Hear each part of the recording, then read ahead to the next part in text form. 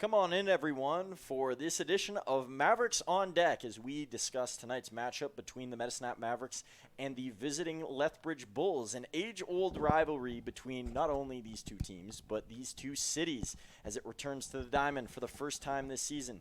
But before then, we got a quick word from our sponsor, Flow Sports, and then we will be back with our pregame show. Sit tight.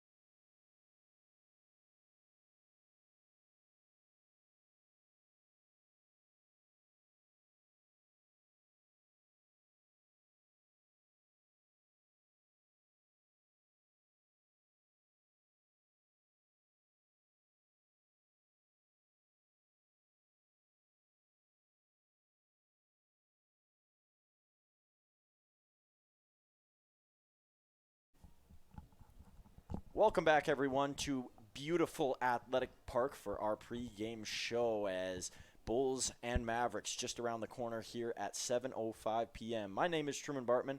Alongside me for this edition of Mavs on Deck is Wayne Slosher. And Wayne, the Mavs, with their first out-of-town game last night, and it ended in lots of success. Yes, another victory for the Mavs. They're off to a fantastic start this year. Hopefully tonight they can keep it going here at home at Athletic Park. Good to see the boys on the road. I think that's a great opportunity for the team to bond together, get to know each other. They get to go out to eat rather than just going home with their billets after. So they've got a game here again tomorrow, and then they're on the road for, I believe, most of next week. And the Lethbridge Bulls in town playing their first game just outside of town, about a half an hour in Brooks against the Bombers last night, where a bit of a surprising defeat from what we've seen in years past. The Bombers taking it 6-4. Well, we know the Bombers can always score. Their perennial home run leaders come from Brooks. And surprisingly, the pitching last night was one of the stories for the Brooks Bombers. They ended up beating the Lethbridge Bulls by a score of 6-4. So I'm sure Lethbridge are going to want to get back on a winning track. They've had a perennial powerhouse as well in the West Division, so we expect great things from Lethbridge as well. And one of those pitchers, and in fact the starting pitcher that is been a part of that powerhouse the last couple of years, is Max Benton, an all-star last season, and he's their only all-star that came back this year, so he'll be a key factor for them. But on the Mavs side, it's Xander Roberts who's getting his first start ever at Athletic Park out of Tabor College. But We saw another Tabor College pitcher a couple nights ago, a lefty, Garrett Levesque. He looked really solid in his debut. Yes, he was. Yeah, and we're expecting that a lot of the fans here haven't seen all of the Mavericks yet because it's early in the season, especially the pitching staff. When you go on the road, they're gonna be pitching some players that they didn't pitch at home. And Linsky last night, a great outing from him. Dorn came in and pitched in relief, and the fans haven't seen those. They haven't even heard about those players yet. So Levesque, yes, we're expecting a good season from him as well. And it should be an exciting one here tonight as Lethbridge, they brought the wind with them, the windiest we've had through 3 games. We'll see if that has any effect, as it should be downwind tonight for most players from when I was walking back over to the ticket office and wind came right in my face. But overall, should be a fun one once again, and the weather hot as we've been seeing here in Medicine Hat. We'll be back in just a few with our starting lineups and then the start of our game here from Medicine Hat, Alberta.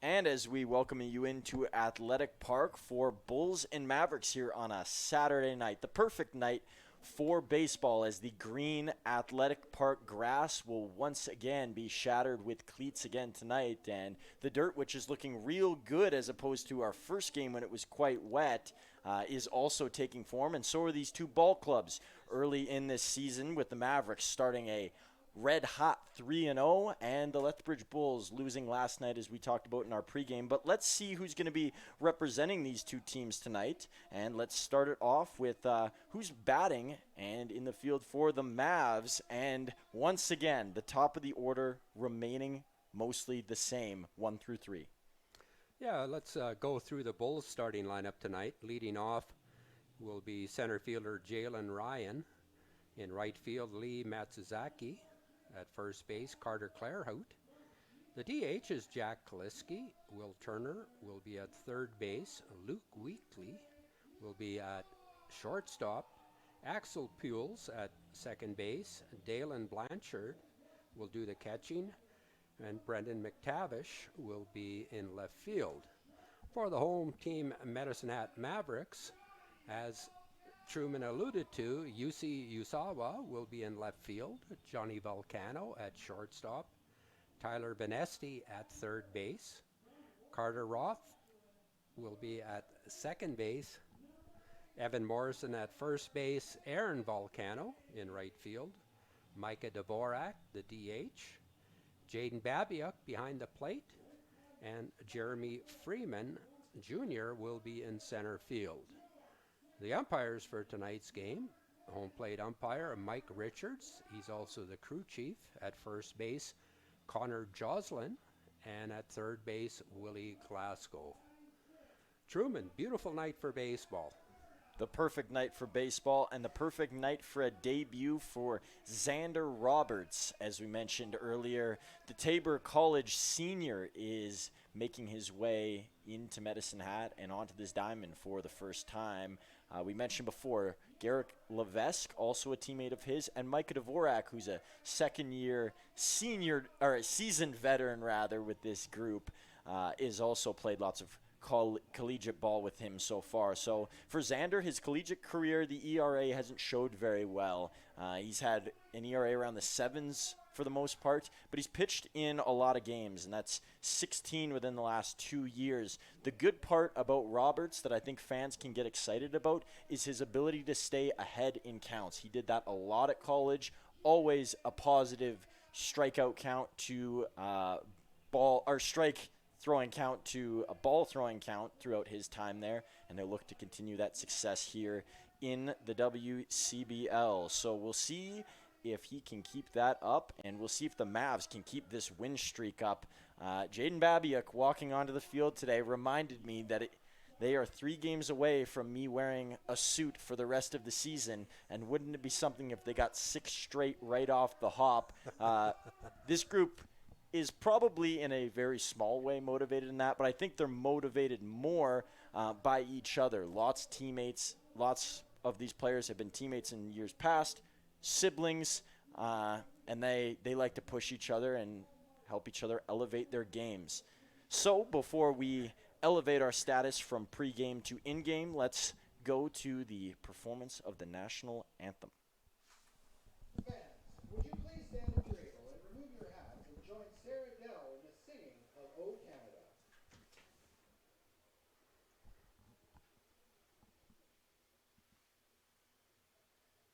Oh, Canada, our home and native land,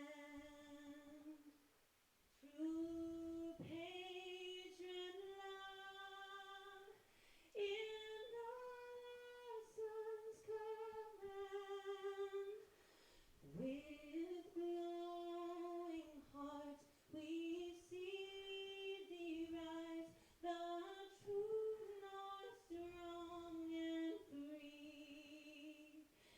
From far and wide, oh Canada, we stand on guard for thee. God keep our land glorious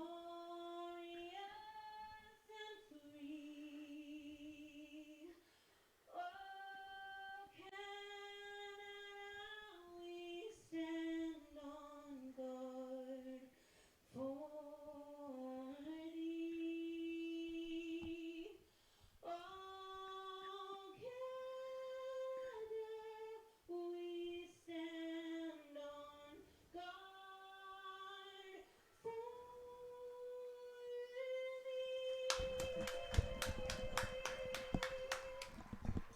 And so let's check back in before we get in-game to the action here. And we talked a little about Roberts before, but this offense that will be behind him tonight was clicking. And last night, it was behind a different pitcher, Zach Holinsky, who went 6 innings strong, recorded 9 strikeouts, and only gave up the one run via a solo home run.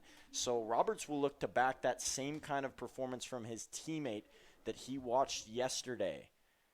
And for the Mavs coming up after this game, they'll be back here tomorrow afternoon to face Swift Current. But of course, their minds are set on the Bulls so far. And it's an exciting matchup because Lethbridge and Medicine Hat, it's been a long-standing rivalry between the two Alberta cities. Oh, it goes back to Little League Baseball, and it goes to high school football and high school basketball, and every sport is the biggest competition is against Lethbridge. American Legion Baseball, high school baseball, and of course the Mavs versus the Bulls. And we don't want to get too involved into hockey again because we talk about it a lot on this broadcast, as many Canadians do, but we saw a rivalry matchup between the two cities just a little while ago when the Lethbridge Hurricanes faced off in the WHL Western or Eastern Conference final rather against the Medicine Hat Tigers. The Tigers took that one handily. There might not be any affiliation between the Bulls and the Hurricanes, but I'm sure the Bulls want to take one back for their city. Exactly, and a lot of these players that are with Lethbridge and with Medicine Hat, they've played against each other in high school baseball, American Legion Baseball. McTavish,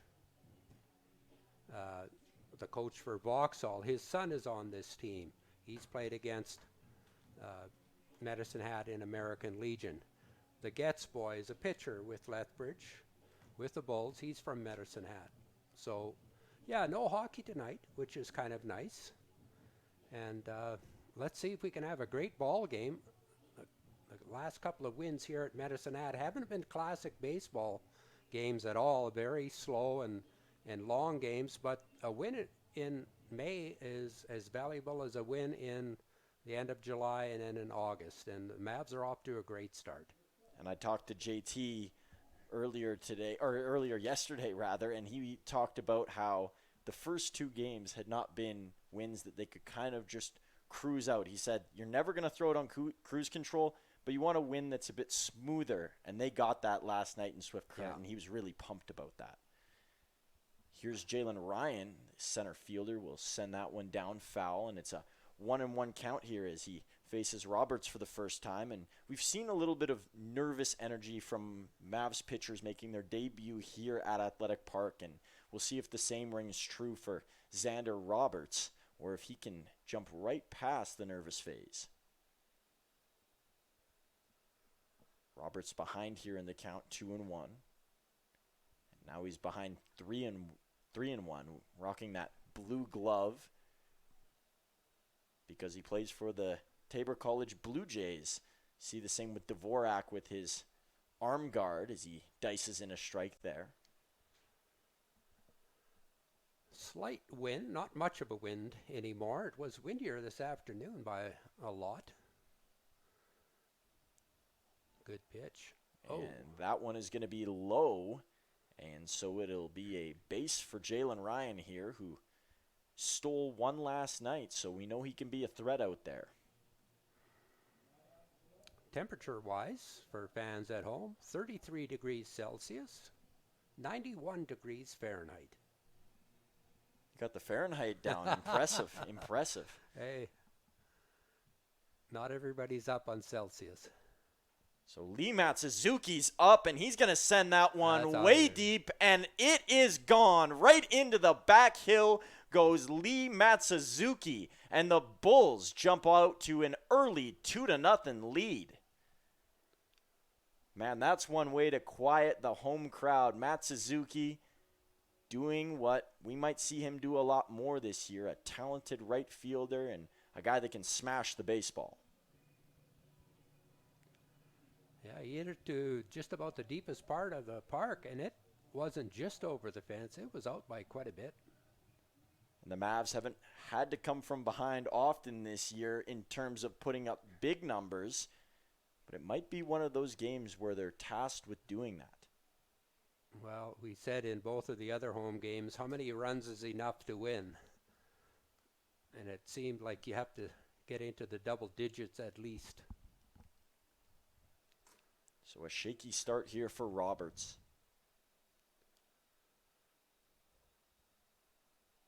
He's behind here again, 3-0.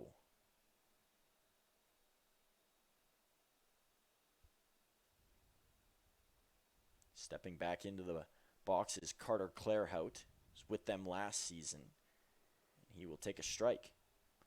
He's one of the few familiar faces on this Bulls squad, as we mentioned earlier. It's been a team that has had to rebuild in ways.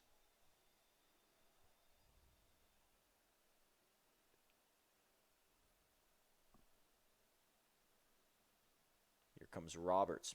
He's got this count back to full, and it's going to be sent over into right field. So the hitting party is underway here for the Bulls. They've had a hot start. Babiuk will come out and talk with Roberts, and Cesar Rodriguez, the Mavs pitching coach, going to head over there as well. And for Medicine, they get long innings yesterday out of Holinsky. Could be the opposite here for Roberts, and it's one of those periods where you're trying to figure out what your guys have, but you still don't want 1 or 2 innings from a guy.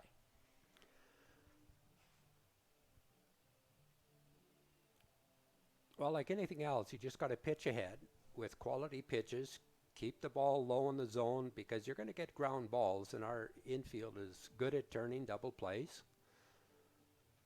So falling behind 3-0 on both the first and the third hitters we've talked about, that's not the path to success.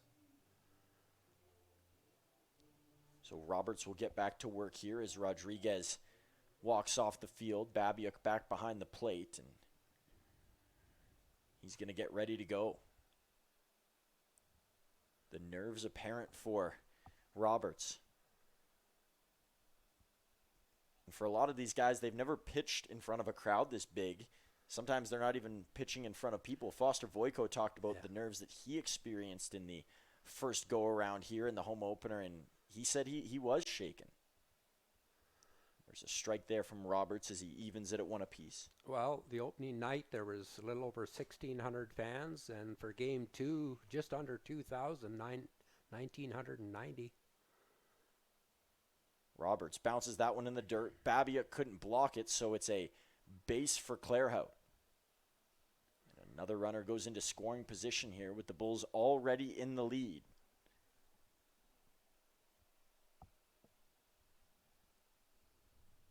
So the DH Jack Kaliski will step back in. Kaliski, another member on this team last year, and he's going to foul that one off. Still no outs for the Mavericks. Will Turner playing third base, waiting on deck. And this crowd, maybe not as big as the ones we've seen the last couple of days, but it's acceptable on a weekend. You know, there's lots to do. This one grounded towards first. Morrison over to Roberts. He'll step on the bag, and runner will advance to third, but a much-needed out for Medicine Hat.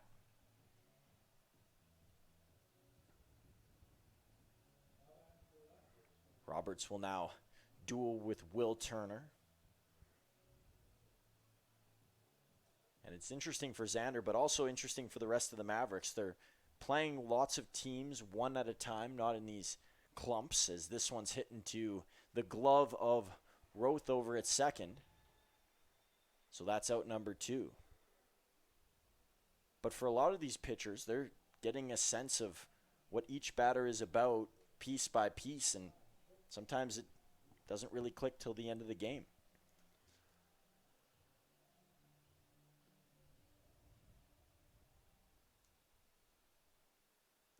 Roberts will get a swing and a foul tip backwards there from Luke Wheatley, playing shortstop. Wheatley was an outstanding baseball player in the Vauxhall Baseball Academy, where the Volcanoes are at. Yeah, Vauxhall well represented tonight, and we'll talk more about them later. Good to see Benton back into the strike zone now. He's thrown, I believe, 4 or 5 strikes in a row. Roberts, a swing and a miss, and that's 3 consecutive strikes there that get Wheatley, and that mound visit working wonders again. Rodriguez has a voice that is able to turn pitchers around, and he does so again here. But the Bulls off to a scorching hot start, 2-0, courtesy of a home run from Lee Matsuzaki.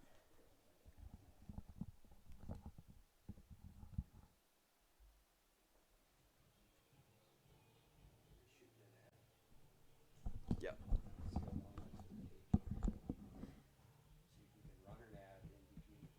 Well, I'm just running the igniter one. I'll run the other one next inning. Okay, the 2-minute. Yeah, I'll run the 2-minute next inning. I don't know how long this one is. We have control of this one is the difference.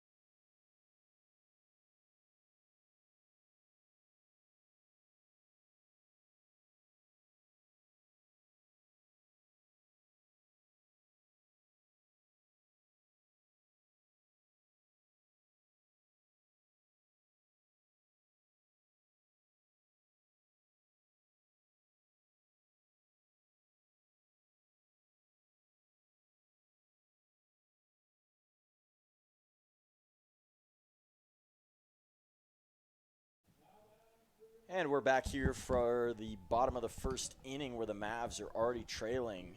And number one, Yusei Uzawa heads up to the plate. He's been really good for the Mavs to start this year. One of the better RBI man and better base stealers in the WCBL through the first couple of games. See what damage he can do here as he fouls this one off.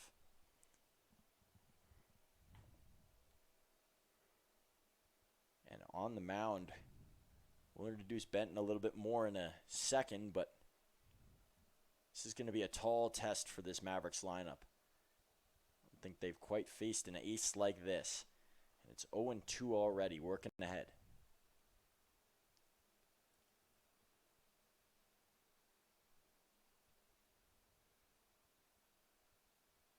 And Uzawa, just like he did yesterday, down on strikes in his first visit to the plate. And so let's take a closer look here at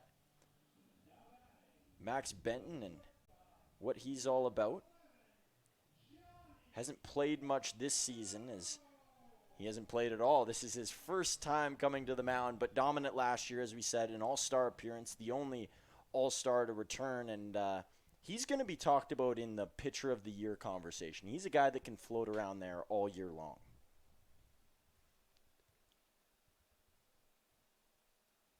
Johnny Volcano now comes up to the plate. Against his former team, he had a short stint there, and he blasts this one. It's tracking, and it's up and over the wall. Johnny Volcano splits the Bulls' lead in half. It is 2-1 with a solo shot.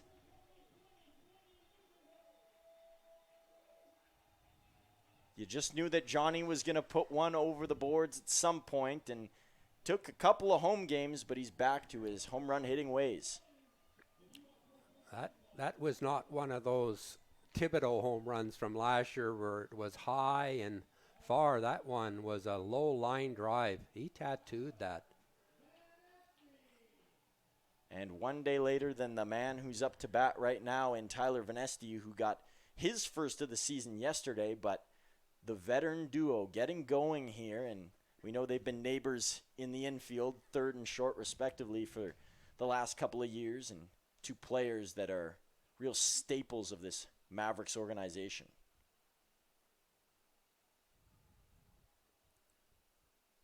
And a rare mistake for Benton as well. You can't expect to hit the long ball off of a pitcher as good as him. Volcano gets in there. Well, you make a mistake with any of these hitters. If you stay out of the middle of the zone, you're going to be okay. But if you put it in there, all of these guys can hit it out.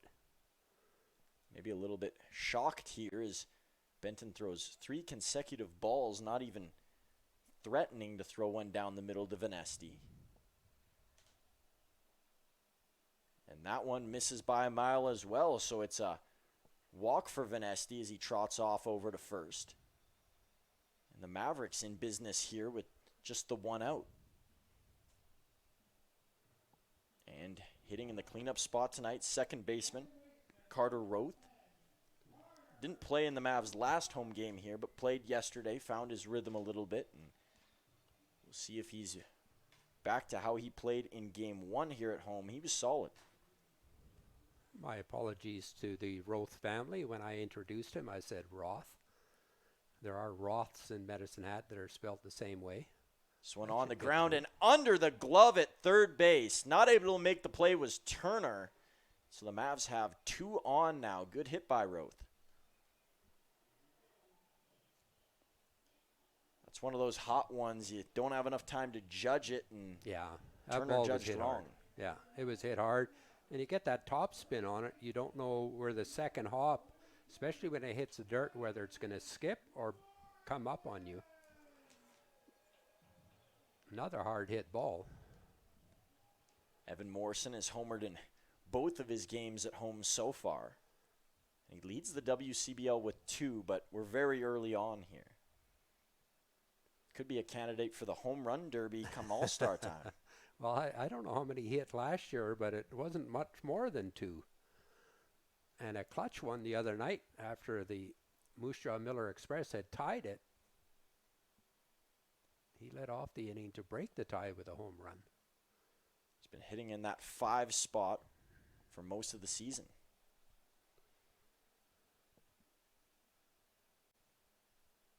Plus, for a big man, he runs well. He gets down the line. A very true quickly. athlete. Yes. This That'll one get is in. swung on well and will drop into center field. So Morrison's got himself a base hit, and the bases, they are loaded. The Mavericks clawing back here against the Bulls, who got off to a premier start. So an opportunity to get a couple of RBIs here for Aaron Volcano.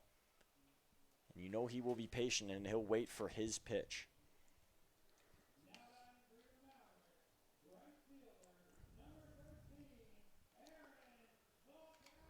Middle infield playing back. They'll turn 2 if the ball's hit to them. The corners are playing in. Looks like they'll come home. Swing and a miss on the first pitch there from Volcano. He was reaching for that one. We haven't seen a true pitcher's duel here yet within the first few games. And I think it's been a long while since we've seen one at all. It might have been Kenny Jinks versus Jacob Petersheim last year, and that was mid-June. That one dips down and no chase this time from Volcano. I see Kenny Jinks is back coaching at Swift Current. He is, and he's got a younger brother. His brother's playing on the team. You got it.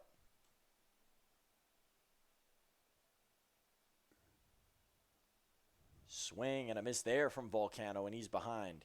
Yeah, Jinx, one of the best pitchers that I have seen personally in this league. He was nasty. 3 straight all-star appearances for him. You don't see that often. Many guys don't even get 3 years. They're in and out so often. Oh. This one way away. Vanesti thought about creeping, and holding him there was Ryan Reed, and a good play to do so.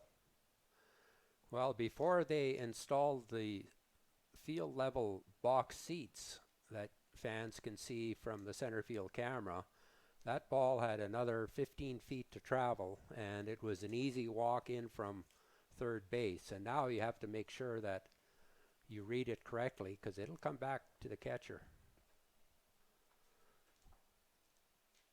Would you say that that was an advantage in the past for the Mavericks at Athletic Park?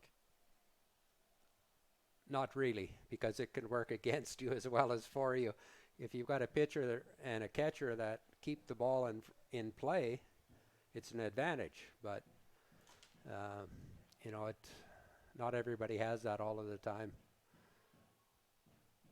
So full count. Comes a throw from Benton, and that one fouled aside by Volcano.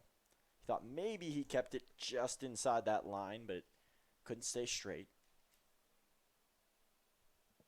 So he'll go back into the well here. Face Benton one more time.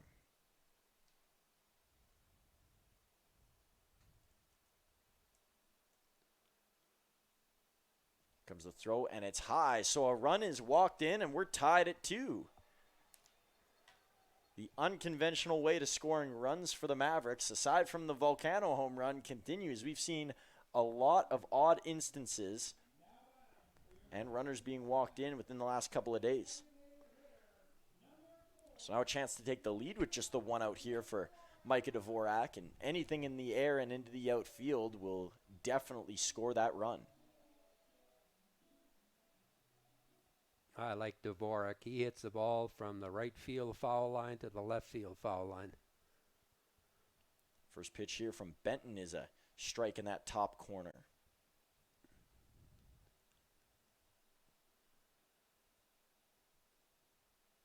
Dvorak grew up a Yankees fan, still an avid fan of the team to this day.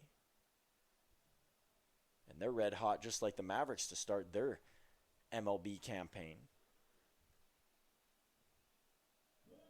Yeah, the Bulls will be happy to get home. They'll have a home opener coming up probably tomorrow. It's actually Thursday night. It's the one of the latest starts outside of Energy City, as that one is put into left field. One is in to score, 2 are in to score, and it's a 2 RBI double for Micah Dvorak, who had himself a night last night, and he's right back to it here at home. Hit it down the left field line, get yourself an easy double. Attaboy, Micah. And you wouldn't have expected this, seeing the name on the mound coming into today, but already a discussion with Max Benton, and both teams' starters really struggling here. Nobody warming up in the bullpens as of yet, and it will likely stay that way till at least the 3rd or the 4th if this trend continues.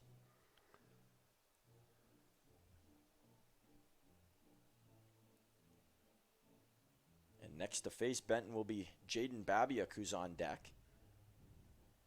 Back in catching again today, part of that catcher's trio for the Mavs with Nate King, who played his first game yesterday on the road. Last night, yeah. I believe he had 2 hits in that game. Yes, he did, yeah. Yeah, the stands are starting to fill up again. Going to be at least 1,000 fans here again tonight.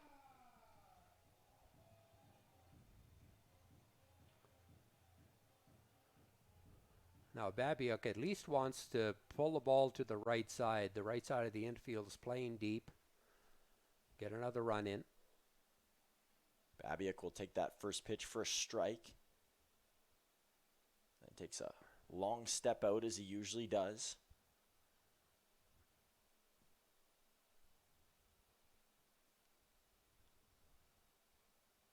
Babiak, not a power hitting catcher. He's mostly a contact guy.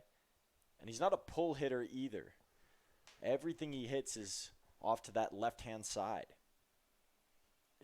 And this would be the time, if he can, to get a pitch middle in, pull it to the right side. If you hit it to the third baseman, you're not going to score the run. If you hit it to the first baseman, you will. Benton trying to go to that side again, and this time it isn't able to click. The count is 2-1. And he's still just got the 1 out. This is a good pitch to look for something middle in. You can hit it up the middle or hit it to the right side.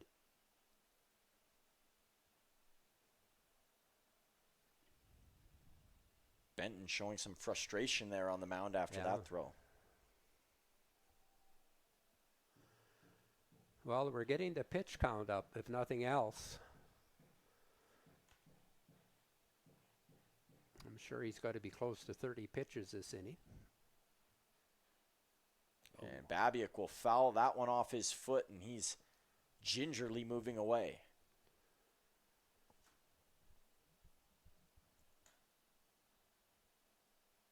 This will be a full count when he returns, and it's a real stinger as he continues to stretch out.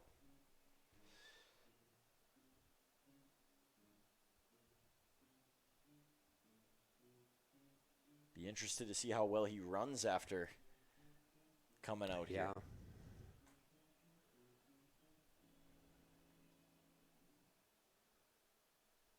Babiak will foul that one back. And he's still stretching even during that swing. Yeah, it takes a few minutes to get the pain out of that foot.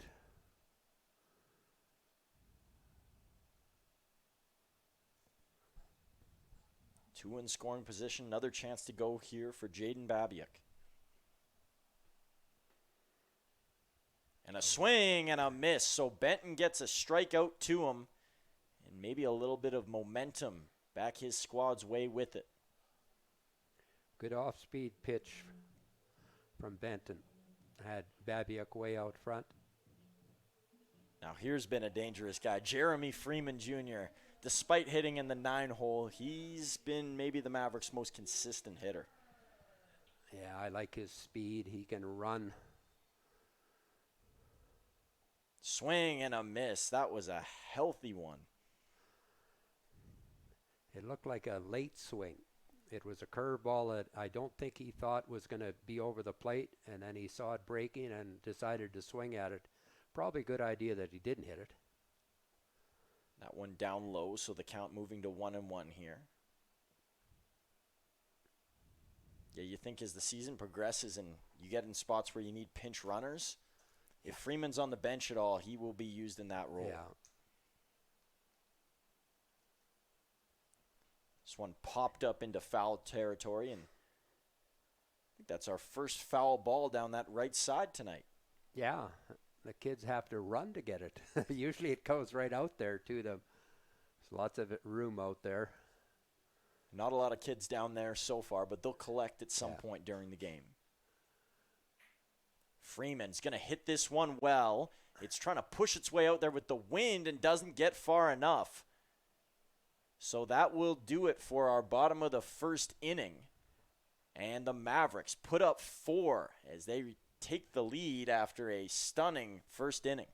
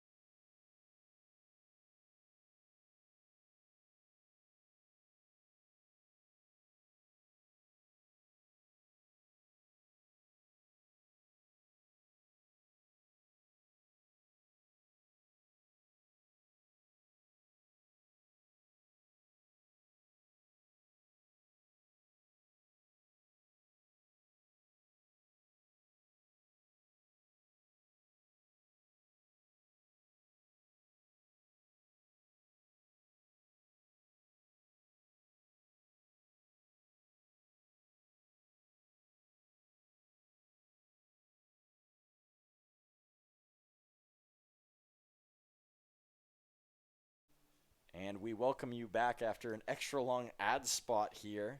Apologies. You already missed the first out, unfortunately, and there's already a strike on this count here as Roberts is back out on the mound. That message from your local Flow Sports Network.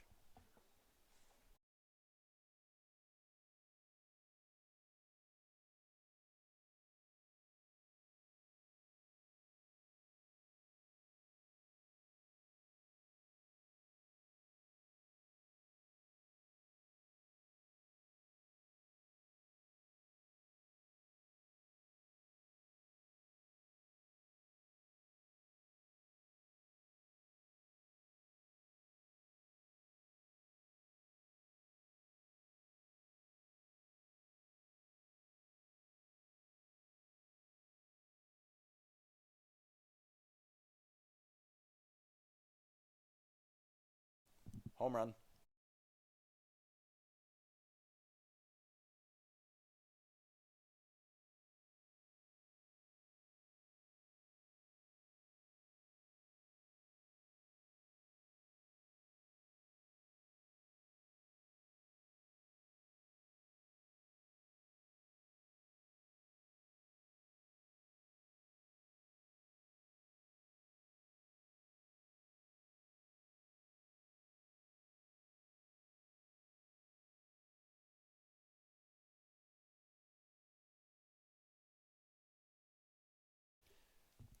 Our apologies, folks. We were going through some audio experimenting over here, and we missed a home run call. So I jumped on quickly just to say home run. That wasn't meant to be any Homer-esque or Homer-ish. But a big-time home run, Wayne, you probably had better eyes on it than I did. Yeah, Blanchard got it up in the air and hit it a long way over left center field. Makes the score 4-3. Brendan McTavish now up at the plate. Local Lethbridge boy. He's a number 9 here. He'll be followed by Jalen Ryan.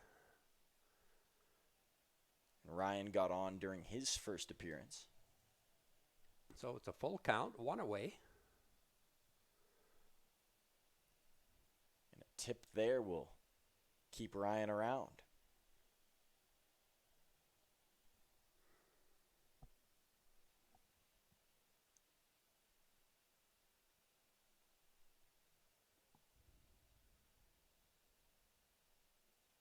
A swing and a miss, and rather that's McTavish who goes down. Good high fastball. His first plate appearance here at Athletic Park doesn't go the way that he pictured. So 2 outs now as Roberts has regained his composure. You know, giving up that long ball isn't all that bad if there's nobody on base. It's a solo home run, and, you know, it's 1 run. It's not a crooked number. This game could be a run fest again. We might hit double digits for the 3rd time here at Athletic Park. Going to start turning into Brooks over here. Well, we did say it's a hitter's league.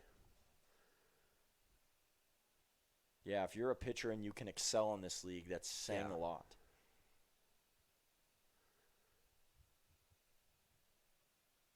Anderson ahead, or Xander Roberts rather, ahead in the count here. Singing about pitchers excelling, and Colton Anderson the first to come to mind. He pitched today for Regina. Got removed partway through the game against Saskatoon. This one is stung over into left, and it will not hold its form, so Ryan will move back to home plate.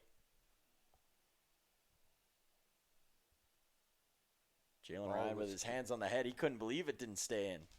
Yeah, the ball was hit hard, but he had that hooking motion to it, and Yuzi was over there very quickly, but I'm pretty sure Ryan would have ended up at second base. He runs very well.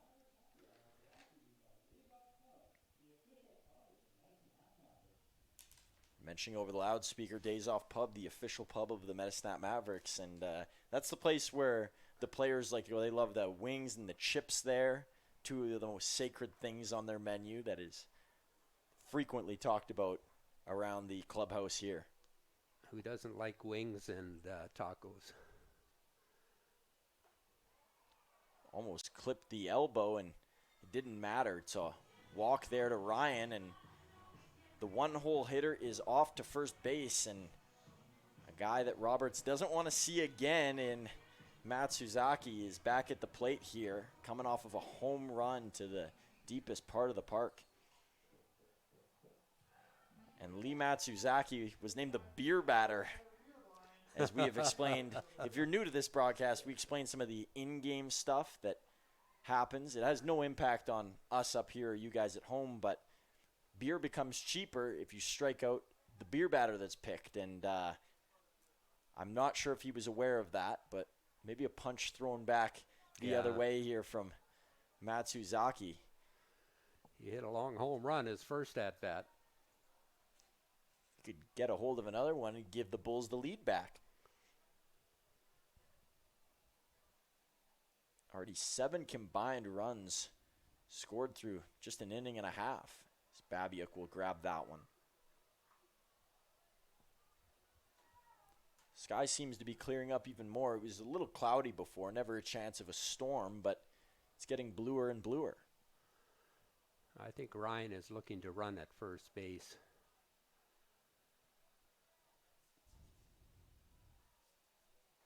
And he didn't go there. That one crosses up Babiuk a bit, but he gets his glove on it. So Roberts is behind the count 2-1.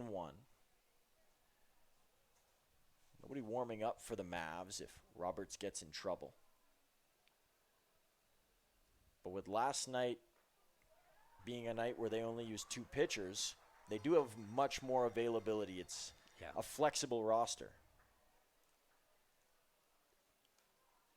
The one thing they don't have a lot of on the roster is lefties.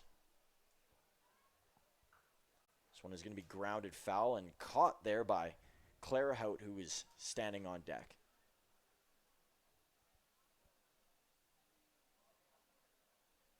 So Roberts will battle again, 2-2 here against. I like what Roberts did on that last pitch. He quick pitched. Didn't give Ryan a chance to time him up.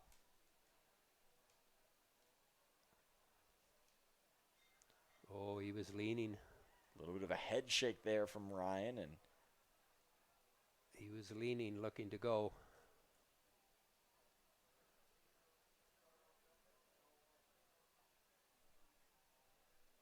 See if he takes another chance at it. So it bounces in the dirt. Babiuk off his chest protector behind him. That might have been the chance for Ryan to go as Babiuk crossed up and in confusion. Babiuk did a great job of keeping the ball out in front. And if you don't go right away when the ball's in the dirt, you're taking a big chance on getting thrown out because you've stopped your momentum and usually you're going back to first. Throw back to first again. They'll check on Ryan. Yeah, he'll be going full count, 2 away. Just make a quality pitch here.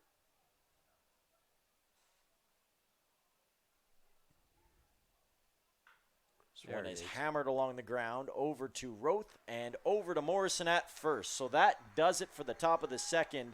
Although you missed the run on the broadcast, the Bulls come back within 1 here. This is a nail-biter already, and it's working its way out to being a game that we've seen all too many times recently.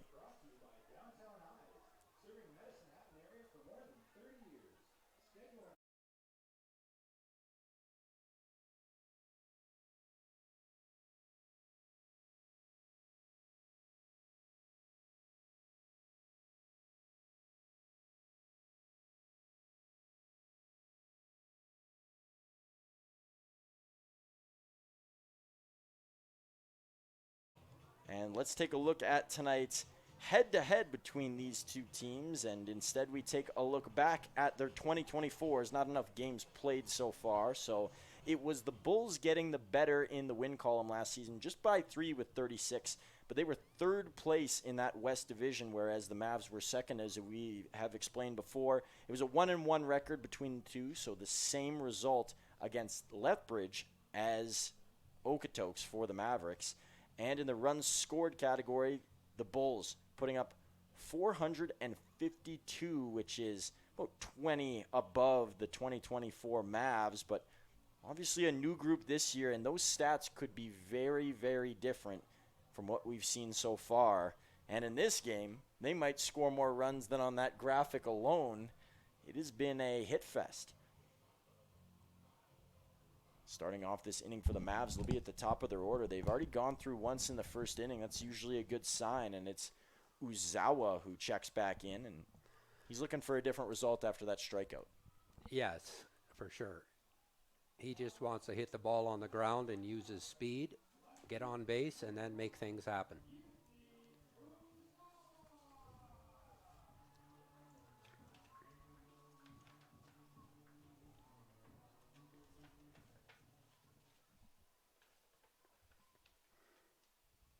Throw to Uzawa, and on the first pitch, he hits it over towards second He's base. A safe. bit of a bobble, and then falling on his knees there was Pools. So Uzawa over on first base, and I would assume that that will be charged as an error. Yeah, he had control of it, bobbled it, and then he slipped. So I think had he maintained control of it, he would have easily got the out. But, Suzuki gets down the line, and it is charged as an error. Again, folks, we're not the official scorekeeper here. Volcano will shake his head at that pitch, not near where he wanted it. And he started the rally for the Mavs last inning with a home run after Uesawa struck out. Ooh, that one way high as it floats aside.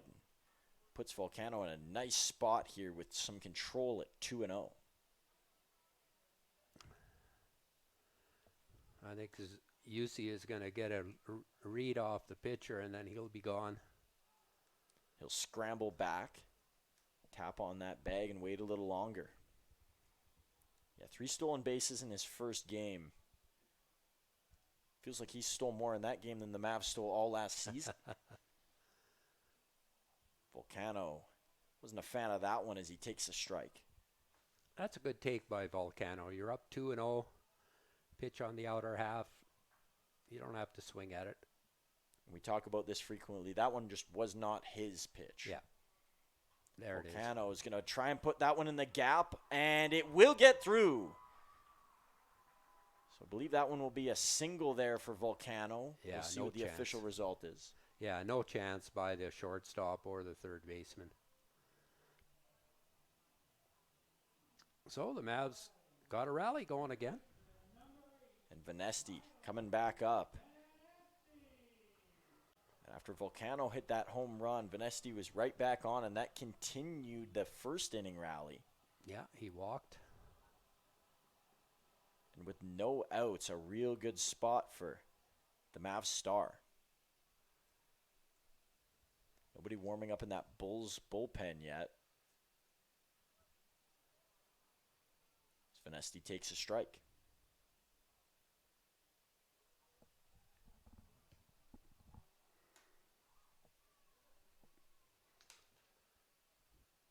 A lot of young guys in that Bulls pitcher group this year. A couple of seniors in the mix as well, but the freshmen really standing out. As you look at McNamara and Marakovic, a couple of those younger guys. I did not expect to see Venesti squared a bunt. Number 3 hitter. Hits the ball hard usually.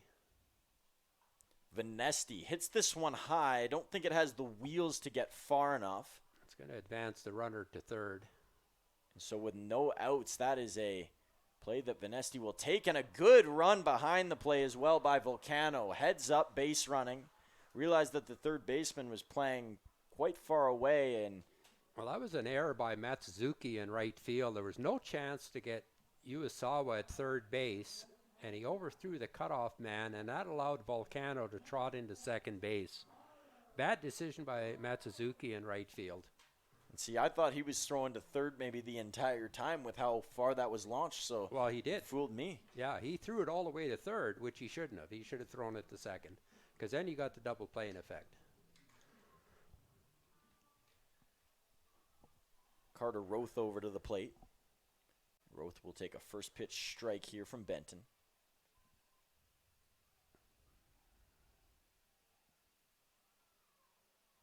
One thing that was talked about heavily about Zach Helinski yesterday was his rhythm, and we'll touch more on that in a second as Roth will hit this one under the glove of the shortstop, Wheatley. Uzawa is in to score. Volcano's got some heat on. He slides in, and he is safe. The Mavs put on 2 here with the hit from Roth.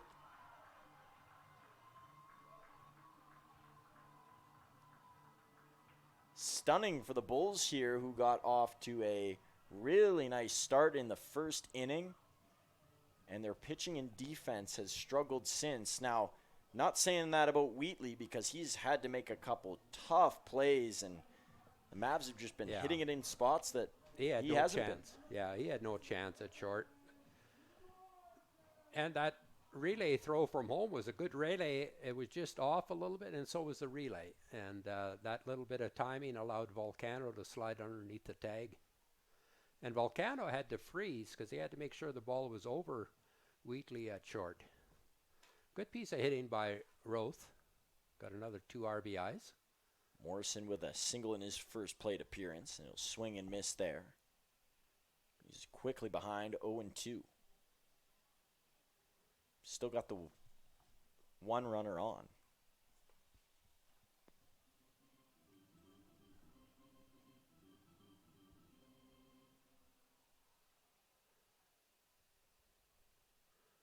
Big hole between first and second if Morrison can pull the ball. Oh, behind him.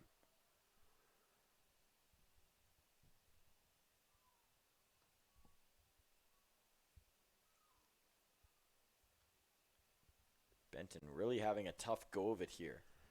And you see some pitchers, their demeanor never changes. Win or lose, or if they get one or not, and you just, sometimes you don't even know if they're pitching bad. Benton, on the other hand, you know he's in a bit of a frustrating spot. As another great hit there from Morrison. He'll put that one down for a single. And then an overthrow again as that one heads all the way over to third. I think it was intended for short originally. Well, he was throwing it to third. He's got to have it down just a little bit lower so that the shortstop can cut it off, but that's what he's supposed to do, is come up and throw it to third.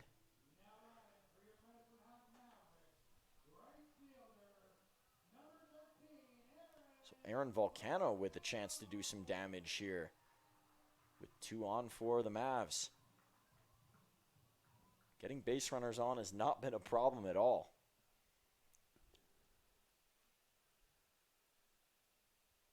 Volcano a swing and a miss, just as he started his last plate appearance.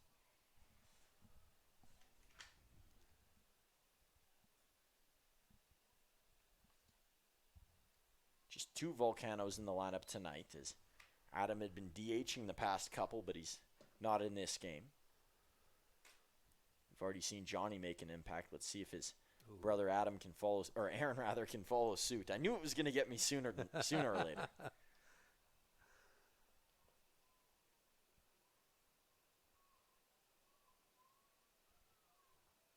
0-2 count. Let's see how Aaron can keep the rally going here after falling behind. Oh, yes. Off the end of the bat, and it's turned all the way over into left field. The runners will hold up. Benton's going to miss that one. There's going to be a chance to score here. Throw to the plate, sliding in, and he's safe. Heads up base running by Roth. And the Mavs tack on another. Benton didn't get in good enough position on the throw or on the overthrow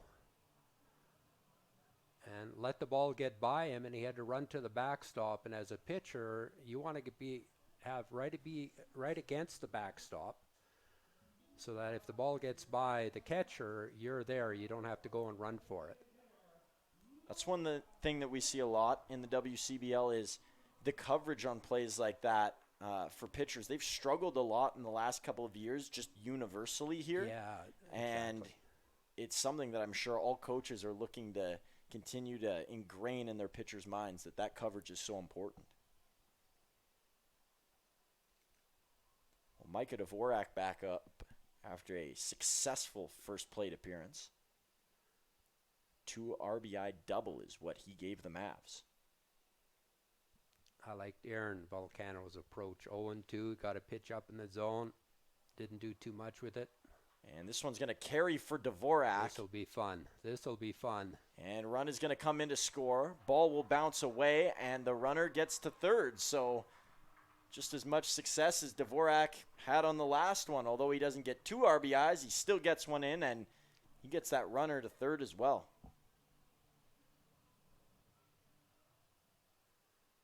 When you were thinking that ball might get by the catcher and he'd have a chance to go home, hey? Well, I thought Suzuki's got a great arm out there, and he threw a great one-hopper. It's just that, we had a good runner, a fast runner at third base. So, and that's what I was looking for. That was going to be close at home plate. 2 We've outs seen here. Matt Suzuki's with his arm already in this game. He's got a very good arm out there. Babiuk takes a first pitch strike. Strikeout in his last at bat. Couldn't push any runs across. Gets another chance at it here.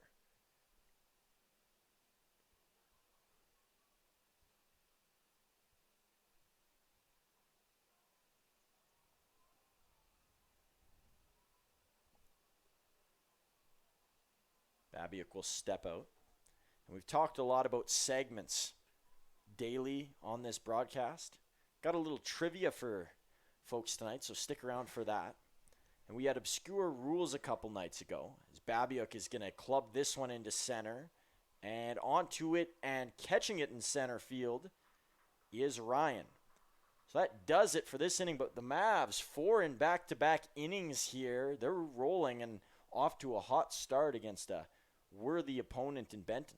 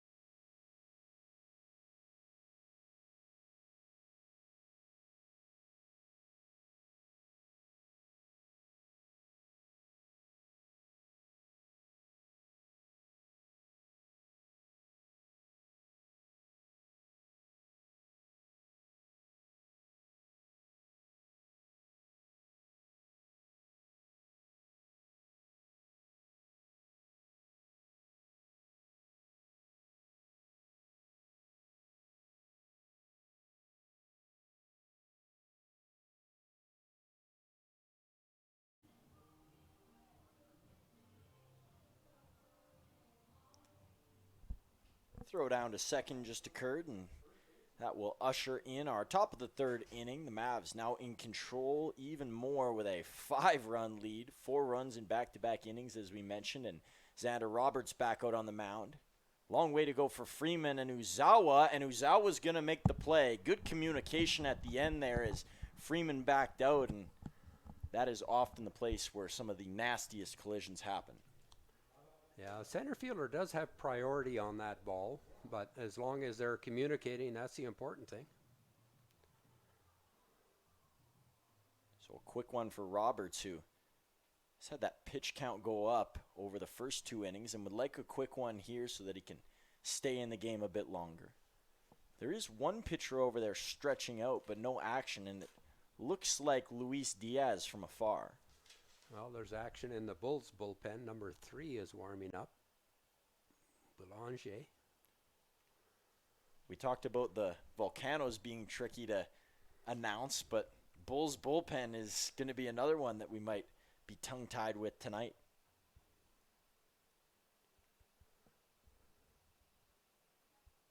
Roberts ahead here, 0-2. Here comes the pitch, and it's a low bouncer to Babiak.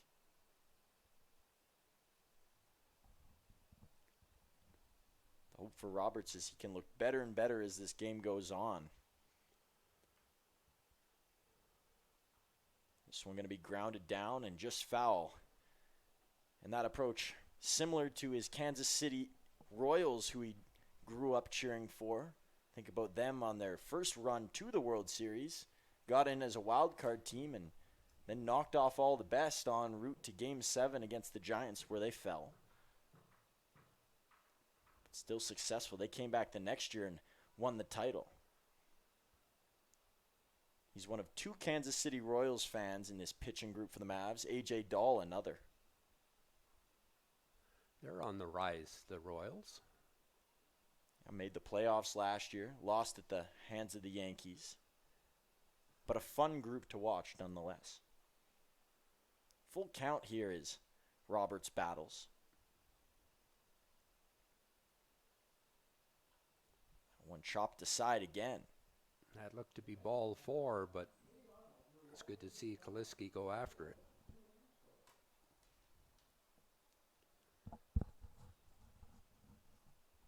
Roberts, quick back to it here. The throw is in there. Strike 3.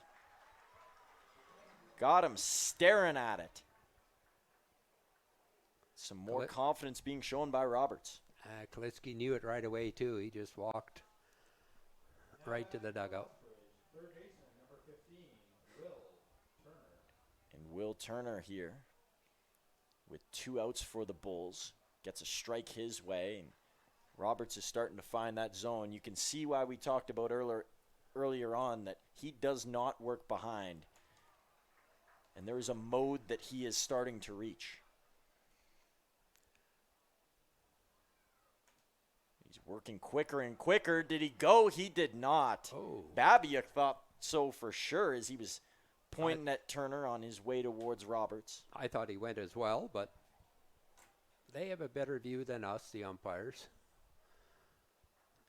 Roberts will work quick back to it. The throw fouled off. One thing that Roberts has done is he's picked up the pace on the mound. He's working quickly, keeps your defense in the game, keeps the hitters off balance.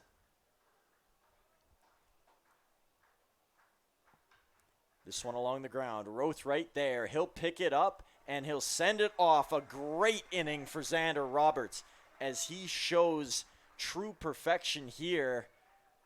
3 up, 3 down. And that fast pace that he worked at, working well for the Mavs. They go off into the bottom of the 3rd. And speaking of that quick play, yesterday had a chance to talk with a couple of Mavericks employees. Austin L., the director of operations here, he was on the road in Swift Current with the team, and he was really enamored with Zach Helinski's tempo yesterday. And as a former WCBL pitcher, he said his pace was consistent and it was quick, and it really helped keep his team engaged. And the same thing was said by JT. He said he loved Helinski's pace, and he loved Dornan's pace as well when he entered the game, the rookie. He felt like he worked with a mature pace, and he really followed up what Helinski did well. So some good signs here from the Mavericks in finding that next gear. So we have a new pitcher in for the Bulls, Max Boulanger, or Boulanger. Depends on whether you're French. He's from Abbotsford, BC, so take your pick. Could have Boulanger? maybe parents from there, but I think it is Boulanger. I like that call, Wayne. The Eastern Arizona College freshman. Talked about how it's a young pitching group. He's a part of that. Yeah. Jalen Ryan is from Eastern Arizona, as is young Getz, Brett Getz. So 3 players from Eastern Arizona. Yeah, we've went through those pipelines when talking about the Mavericks recently. Another one for the Bulls is Southern Arkansas University. Dallin Blanchard, who's in this game catching, and Lee Matsuzaki, both from there. And I guess Carter Clairhout as well, so they got 3 from that Southern Arkansas group. That one looked like it almost hit Freeman and checked his swing in the process. Yeah, I wasn't sure whether that was a foul ball or they're asking the first base umpire if he went, and he's not paying attention. No, now he says, no, he didn't go. I'm not sure if we can add that to our book of weird happenings over the first couple of games, but it could be in the mix. It could be considered. I think we need a segment just for that, the weirdness of the first 3.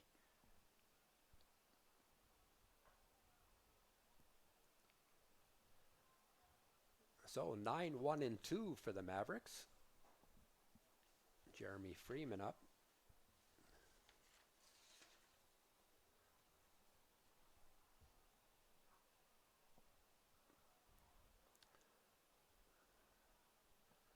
Let's get on and let's start another rally, Jeremy. I was going to say, it's such a luxury to have him at the bottom. And there it is.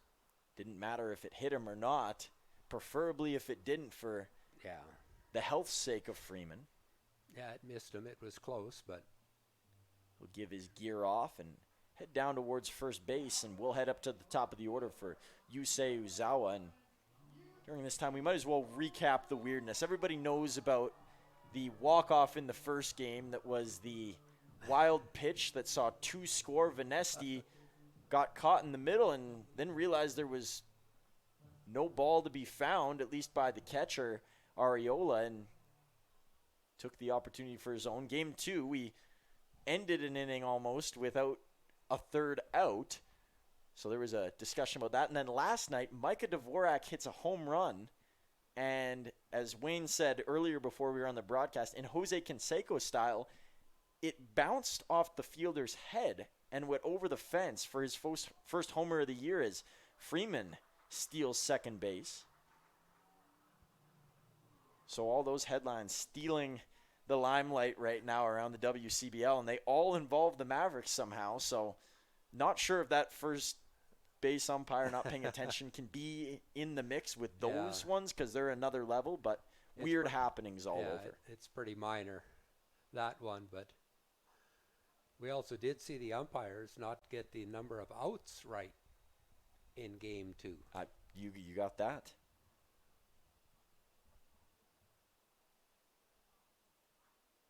Yeah, if you were building a WCBL bingo card of things not to happen in a season, all of those would have been on there. Oh, my goodness. 3-1 the count.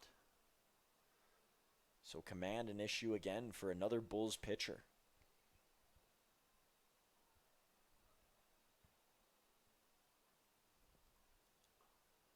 That time a strike to Uzawa, and he's frozen there. Yeah, and he nodded his head.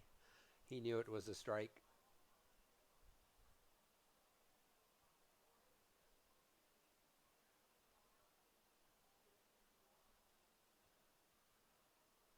Freeman's going to go here, throw down to third, risky play, and he is in.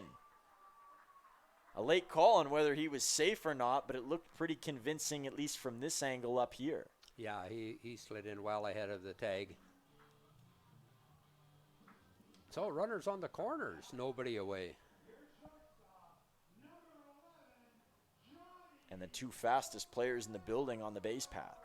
Volcano taking a long look towards the dugout here. Well, JT is given the signals in the dugout from in front of the dugout, so they can't look at the third base coach because usually he gives the signals, but JT is in the dugout, so the players have to look right into the dugout. And won't spoil any secrets, but it's a fun atmosphere down there from what I've heard so far this year, but very technical and also a little bit businesslike in some ways, where all coaches very, very invested in the success, and when the ball game is on, they are in it as much as the players, as Uzawa will get there. A late throw from the plate by Blanchard. He couldn't get the ball out of his glove. He's having a hard time getting the grip on the ball, and he double clutched. Wheatley was going to cut it off anyway, but Uzawa had a great jump.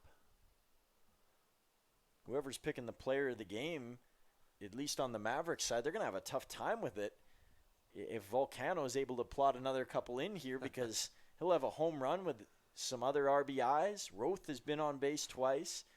Look at the base stealing from both Freeman and Uzawa. And we haven't even mentioned the good approach from Aaron Volcano in his last at-bat. 2 hits for Evan Morrison, and I mean, we're only in the 3rd inning here, and we're talking about some really good days so far.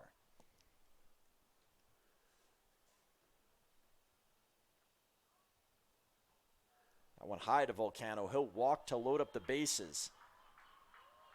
And I wouldn't be surprised if there's a mound visit here with Tyler Vanesti coming to the plate. Yeah, there's no secret. 3 walks in a row. Got to throw strikes, pitch ahead. And it looked like the umpire on that side looked over to the Bulls coaching staff and gestured to see if they were going to come out, and they waved back saying that they were staying put. Well, as I said, all you have to do is yell, pitch ahead. There's no secret. It's not that easy to do. That plate gets smaller and smaller. This one along the ground, Oh. a tough one as it's bobbled into the stomach. Freeman in to score. And I think that one might go down as an error there. Big time. Yeah, that was an easy play. At least to get 1 out. And, it's unfortunate. Poor Belanger finally throws a strike to pitch ahead. And the defense isn't there to help him out. But they go hand in hand. When you're pitching behind, your defense falls asleep a little bit. Yeah, I think the 2 things that are preached the most over the last couple of years on this broadcast are pitching ahead and not making errors, especially in the infield. And those are the 2 things that have stung the Bulls so far today. And that's going to be tough to recover from. Those are just free passes all day long. They are, yes. So Belanger back on the mound here. And this works in the favor of Roberts, too, with a bigger lead and him getting going. We could see him for a lot longer than we expected. Over to short. Hot one to first, and a bouncer, I believe, into the glove there will get the first out. Good play by Wheatley. He got rid of it in a hurry. That sun's starting to creep out over on that side. Yeah. I wonder if he tried to bounce it knowing that. It didn't look like it, but when you give that short hop, that's an easy play for the first baseman. It's that in-between hop that hurts. Evan Morrison is 3rd at bat in as many innings, and lots of Mavericks on that page. Can he get his 3rd single in a row is the question.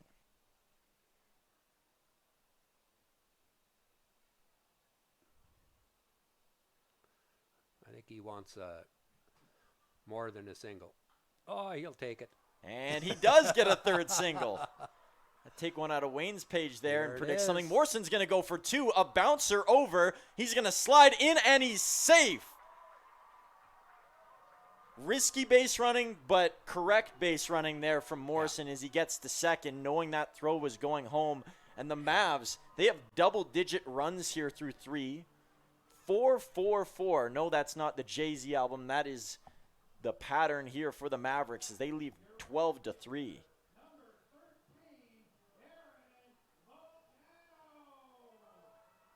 And Aaron Volcano a chance to get Morrison in now.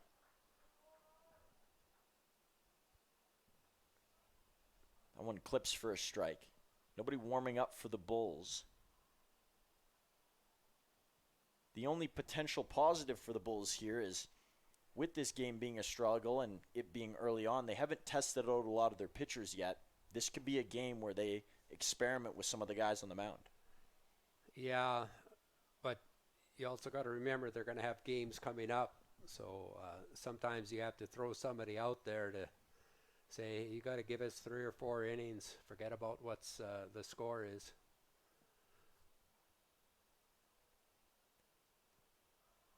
I see Brooks are up again. We were talking earlier, it'd be nice to see Brooks and Weyburn get back into the playoffs and be competitive again. It makes for a great league. It makes for a great season. Yeah, little parodies, always fun. And for the Beavers, they have lots of returning veterans this year. I think that will work in their favor. Don't be surprised if they sneak into the playoffs this year. I know Regina and Moose Jaw have obviously been consistent in making it, but you think at some point one of those teams might have a little bit of an off year and gives the Beavers a chance to sneak. Well, they've got several returning players. We talked about it, and that's a key in all the league, or in all of the teams, is you need those juniors and seniors, players that have been in the league, know the grind. Comes the throw, and it's fouled aside by Volcano. And there really is a difference between seniors who are joining the league for the first time and seniors who have played specifically in the WCBL. Yeah, and a bigger difference between freshmen, first-year players, and seniors who have been in the WCBL. It's an eye-opener for the first-year players. Swing and a miss from Volcano, and he goes down on strikes for the second out of this bottom of the third. But I do think the one thing for freshmen is they're encouraged to come back by seeing some of the longevity and success from those older players, and they realize that despite a tough first year, they can get their production up just like the seniors that were before them. Well, they get better over the summer. You get those reps on the mound. You get the reps as a hitter, as an infielder, and you get better. So when you go to college, now you're better when you go back to college because you're only a freshman. Dvorak will ground this one foul. And it missed both the first baseman and Chad Martin down there, coaching first base tonight. You know, in the past we've seen Pig. That's you his bet. nickname is Pig. And in the past, we've seen owner and general manager Greg Morrison down there a lot, but he hasn't been on the field as much this year. Well, he was the first 2 games, but his son is playing this weekend. They've got games. So hit batter here. Dvorak will take his base. And really the one Maverick that hasn't got it going yet is Jaden Babiak. See if it's his time to shine. Third at bat in 3 innings, so by the looks of it, he's going to get lots of opportunities tonight. Wayne, with so many games jammed in a short amount of time, and a lot of these players being used in long roles every single day, in a game like this where you're going to get more at-bats typically, do you think it's a chance to use some of those guys on the bench? Yes.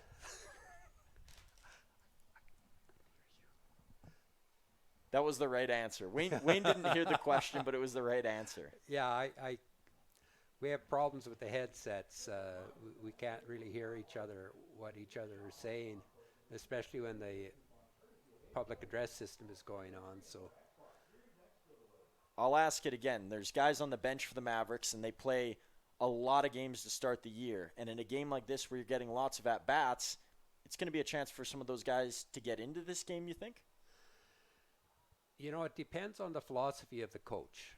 You know, some coaches will say, we need to get somebody else in because he hasn't got many at-bats yet early in the year. So they might look at getting some guys in, but the other theory is if it's not broke, don't fix it. You know, if you're winning, hey, the other guys will get their chance. This one is caught over in left field, so it will conclude our third inning. Brendan Tavish putting the final touch on that one. And, you know, let's take a look at where some of these players in the diamond are from tonight.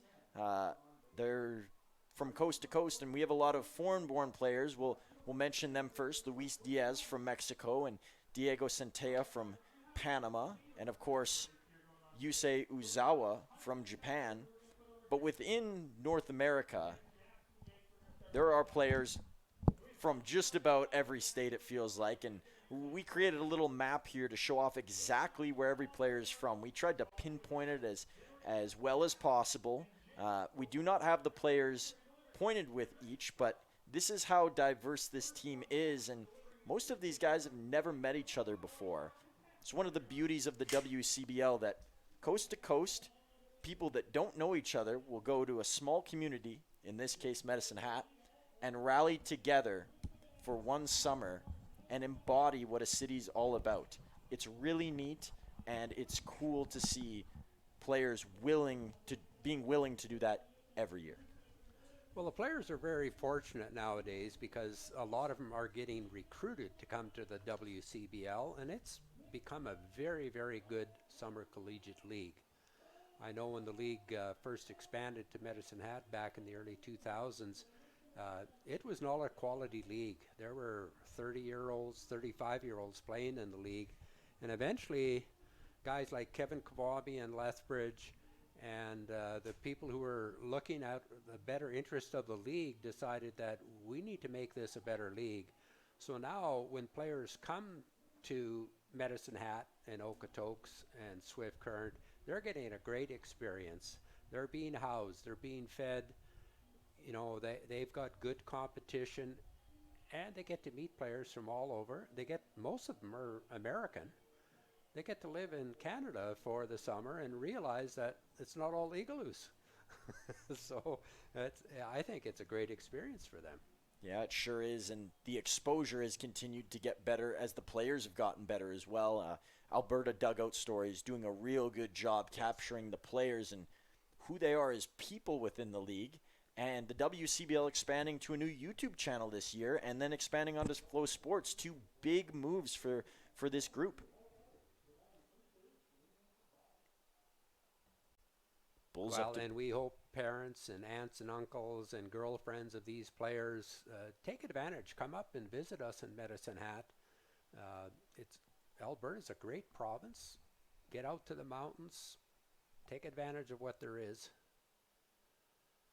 You know, my recommendation is always Calgary Stampede time. Hit the Stampede for a couple of days and then come down here 3 hours away and enjoy some baseball. It's the perfect combination. And Banff. Banff is beautiful as well. This one popped up. See if Morrison has a play on it. He should. Track backwards, and he gets it into the webbing. One down here for the Mavs in the start of the fourth. This game started out without a lot of rhythm, but the emergence of Xander Roberts has helped that rhythm pick up. At least for the Mavs defensively, it's changed their philosophy. Yeah, it was a struggle the first inning, actually for both pitchers. And Roberts has settled down, and unfortunately Benton didn't get that chance. And, you know, there will be lots of opportunities for him yet. Here comes Roberts, throws one, it's flared out. Roth is right under it, and that is out number 2.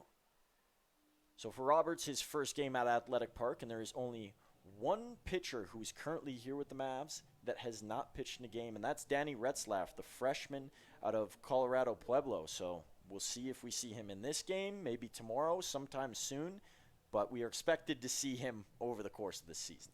Yes, and you know, if he's not a starter, I wouldn't doubt if he doesn't get into this game because they got Monday off.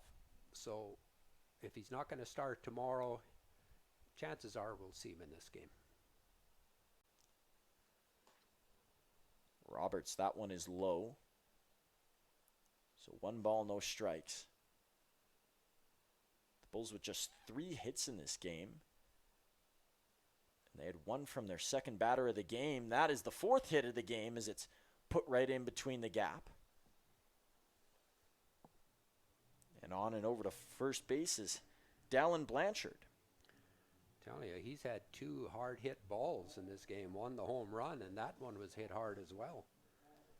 So one bright spot in the Bulls offense, and this could be a statement game for him. The rest of his team having an off day, you can see a guy like that creep up the lineup. Yes, exactly. Low pitch here from Roberts. And it looks like someone is warming up in the bullpen for the Mavericks. Looks like it is Garrick Levesque, so they're going to go with the teammate duo tonight. Well, and there is action in the Bulls bullpen as well. Brett Getz, a Medicine Hat boy, he actually played with the Mavericks last year. Yeah, you don't hear this often, but a journeyman within the WCBL. This is his 3rd organization. Played with Brooks in his first year. That was a bizarre call. I believe that hit the dirt. It was called for a strike. I could be wrong. Yeah, I Maybe didn't see it hit the dirt. things. It looked like it might have been inside, but Into the glove of Morrison. He goes Morrison, backwards to there's 2 away. second. Greg, there's 2 away. And they're going to get the out, fortunately for Wow. Evan Morrison. Good thing Volcano hustled over to first base. Or second base. He wasn't going to go to second base. And then he saw Morrison turn to throw it, and he hustled to get there just in time. That would have been an easy play to just catch the ball and run over to first, but Got it done nonetheless, and getting it done or attempting to get it done on the mound the last 2 nights have been 2 pitchers, or rather over the start of this WCBL season. Gavin Allen was on the mound in Brooks last night for the Bulls, making his debut, and he pitched in 4 innings, had 5 strikeouts with a 4.50 ERA, and it matched up similarly to Foster Voiko, who had the same ERA through 4 innings, but just the 3 strikeouts in his debut. So those are the 2 leaders in the openers for each squad, and we'll see if those 2 not only headline their squads throughout the year, but potentially headline the all-star group. When you're pitching your best guy off day 1, you usually expect that he'll be pushing for a spot come the middle of summer. so Brett Getz is on the mound. And what do we know about Brett Getz, Wayne? We watched him a lot last year and got a sense of who he is as a player. Yeah, I remember him playing in the Canadian Little League Championships here in 2017. He was an 11-year-old, and Evan Morrison was on that team. Morrison was a 12-year-old. They didn't make it to the Little League World Series. A team out of BC did, but yeah, I remember watching him back then. And then he decided to go to the Vauxhall Baseball Academy, and he's been there for all of his high school years. And this year he started at Sacramento State. At Christmas time, he transferred to Eastern Arizona College. And I've been watching him since Vauxhall Baseball Academy. And Brett has some good potential, has good stuff. The problem I've seen is that he throws too many pitches. He doesn't attack the zone as much as he should, and he consequently walks a lot of players. So if he could harness that control, his ball moves very well. He's 6'3", 6'4". Swing and a miss there on the first offering to Freeman, and he always pitches to the left from our perspective, from the broadcast perspective, that left-hand side. That's been his big miss. At least last year, that's where he faltered a lot. He's got almost a frisbee motion when he comes across it. Not quite Tim Hill-like. I know that's a niche MLB player. Well, that was good morning and good afternoon, good night to Jeremy Roberts, or Freeman, I'm sorry. 3 pitches. Hello, goodbye. Well, we didn't even finish talking about Getz before he was down. So, talking about throwing strikes and not throwing a lot of pitches, Yeah. Wayne, he did what you were looking for him to try and get to. And you know what? For his sake, I hope he can continue to do that. I know he had a good season at Eastern Arizona, and I think his going to Sacramento State wasn't a good decision in the first place. Sac State, a four-year university, very good program. And as coming out of high school, you got to play in the junior college for a while. That's not saying he can't get back there. Like he's No, got no. the stuff to try and get to that Oh, point yeah. again. Uzawa throws down a bunt, gets a Good bullet play. back to first base, and he gets the second out. Making quick work here is 22. Good play by Getz. And he actually even slipped on that, on the grass a little bit. Now will face his former teammate and Johnny Volcano. I'm sure they have the Coles notes on each other that it extends far beyond the base scouting report. Yeah. That one falls for a ball from Getz.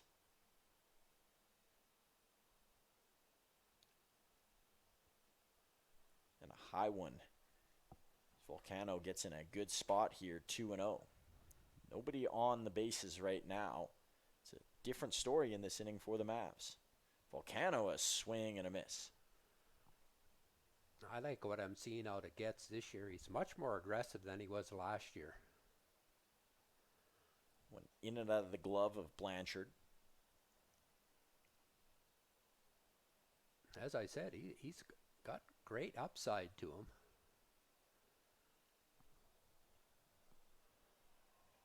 That one is going to fall through for a base hit. Volcano hit that hard. Volcano was monitoring that throw as well as he was jumping around once he passed first base and then smartly decided to stay put. Volcano's been on base all 4 times tonight. 3 hits and a walk. It's maybe not a coming out party from Volcano because we've seen lots of great moments from him, but reaching that next tier of being like really good and then becoming a star is what Volcano's aiming to do. And that one hitting the glove and going in and out. Trouble again for Pools in this Bulls infield. That'll be a single for Venesti. It was a long way to go over there. Yeah, good effort. He tried to get there, and his only play would have been the backhand flip to Wheatley at second base, but it went off his glove.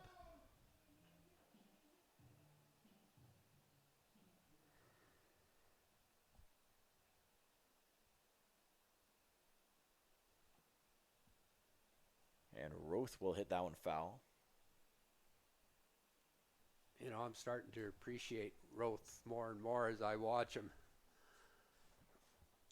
He's one of those guys that's going to be a tough out all the time. He's one of the few Mavericks repping the red sleeves. This one down to third. It's gathered and racing Volcano to the bag, and getting there first was Turner. So a 0 on the board for the first time this game for the Mavericks as they leave 2 stranded. Still have the lead at 12-3. And now a quick message from our sponsor, Igniter Tickets.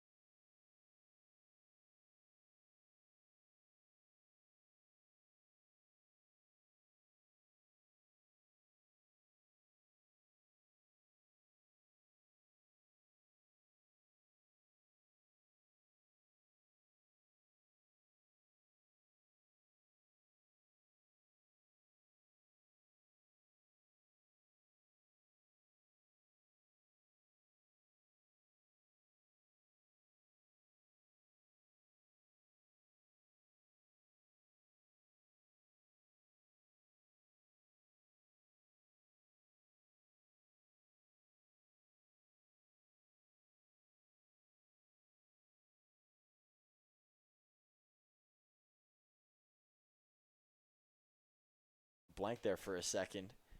You couldn't hear me. I hit the wrong button. I was trying to go to camera and I went to audio instead. Not that anybody listening at home even cares, but that's what's going on in the land here as we navigate our way still through working with a couple new partners in IKS Media and, of course, Flow Sports, which you are currently watching this on.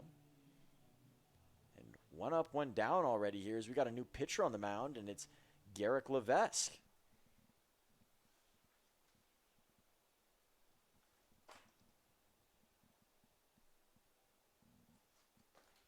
Levesque came into one game already this season against the Moose Jaw Miller Express, and although he did give up 2 runs, he looked really solid. We liked what we saw for a lefty. Ooh, one right up by the nostrils. And Levesque is behind. So that does it today for Roberts. We'll have the official numbers on him in a moment. Before we get there, we'll go back to Levesque on the mound and see what he has as he falls behind. That time he does get a strike in there.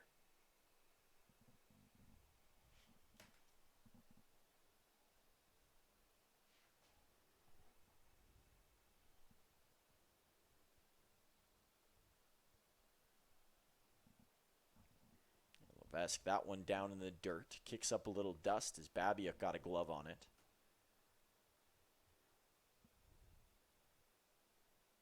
Lights have come on here at Athletic Park. It's usually the time frame around the 5th or the 6th.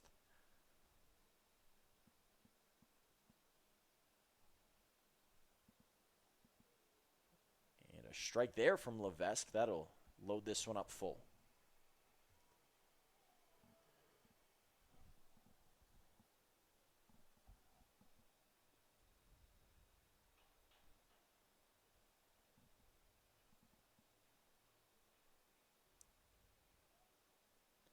Here's the throw, and it is just tipped there. Just got off the end of the bat, I think. It's good fastball moving away, low and away.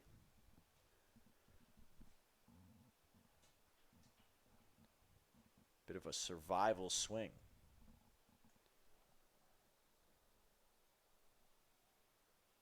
Levesque kicks forward, deals again. This one grounded up. Morrison is going to miss it. Then Roth will have it bounce off his glove as well. And runner aboard for the Bulls. I kind of think that Evan Morrison might have screened Roth on that and cut right in front of him, and it went off the end of his glove. And that's where maybe the communication has got to come in, where Roth has to yell, I've got it, so that Morrison doesn't go after it. But Matsuzaki's on again. Another single. We've talked about him and Blanchard as having the really only standout nights for the Bulls. Of course, each has a home run.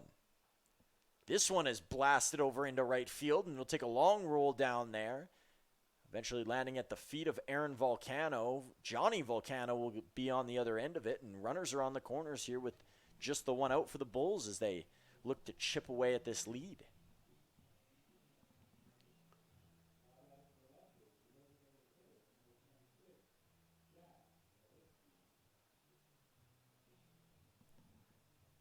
Jack Kaliski up at the plate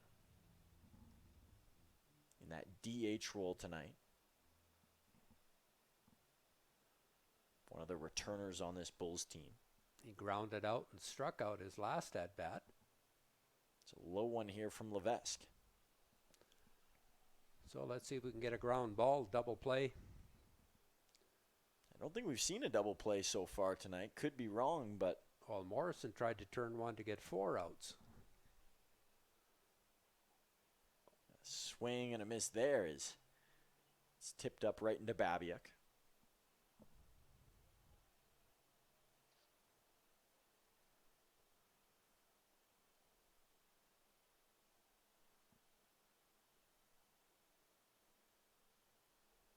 And a swing as he jams him at the hands, almost a force. Yeah, good fastball up and in.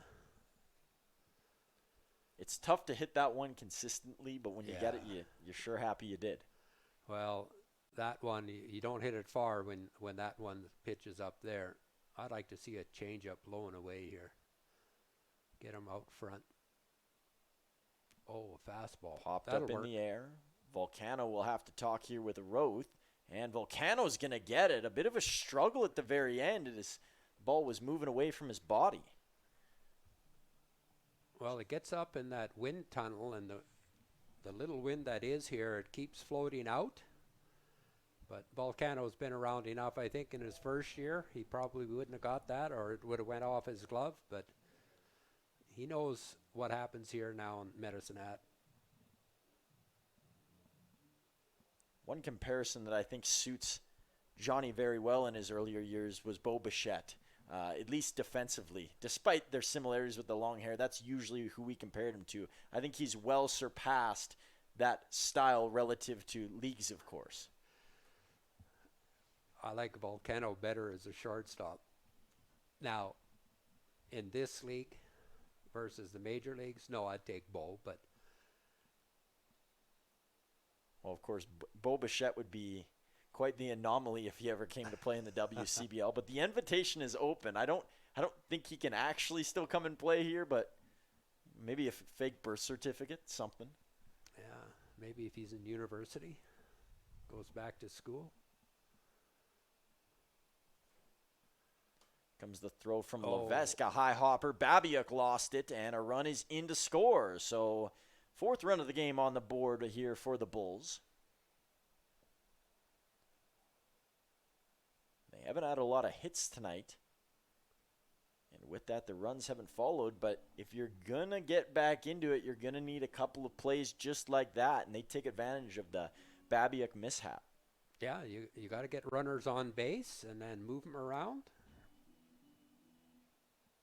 And we've seen with this Mavericks squad the amount of times that there's been a near collision with themselves.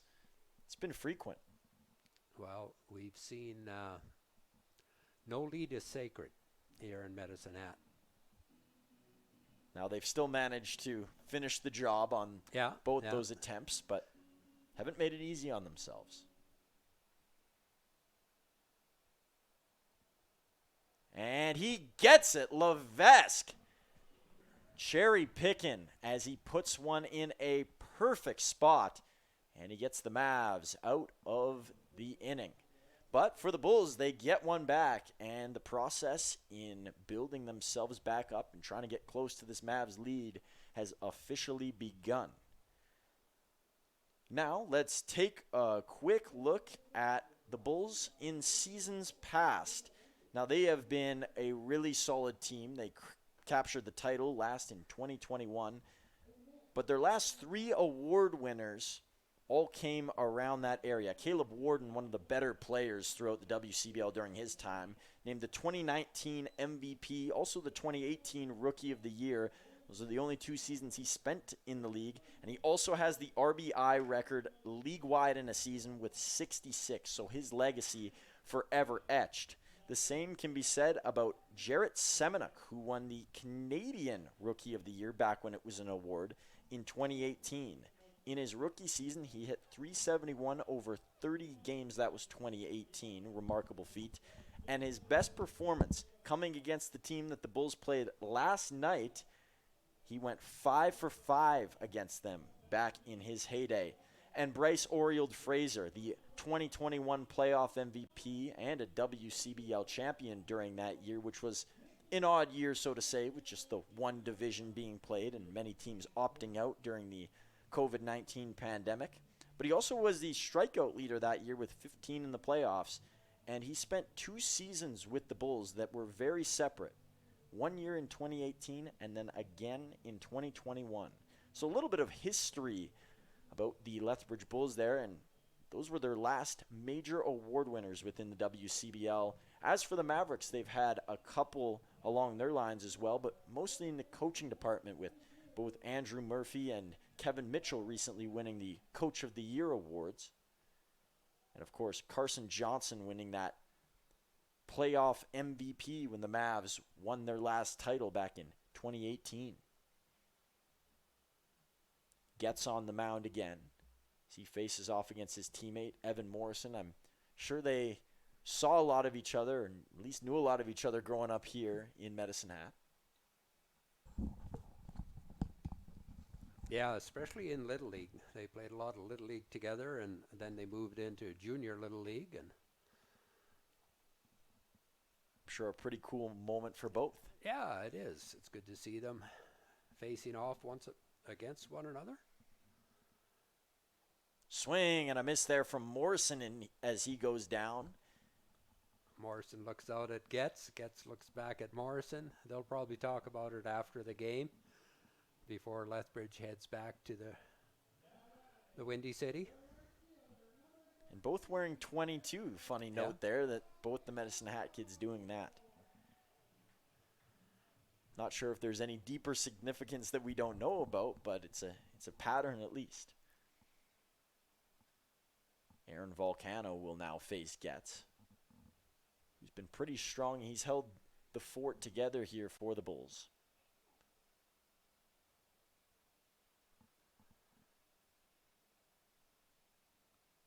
Well, Getz has come in and has done a good job. Only had the 2 singles. And he hasn't walked anybody, which is such a good sign.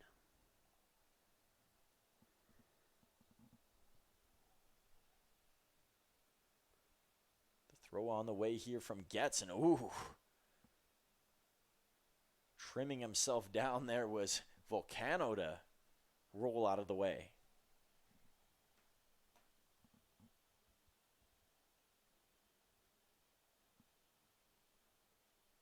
Count is 3-1 here, with just the 1 out, and there's a strike. Volcano was thinking otherwise. Took a step over the plate towards first base.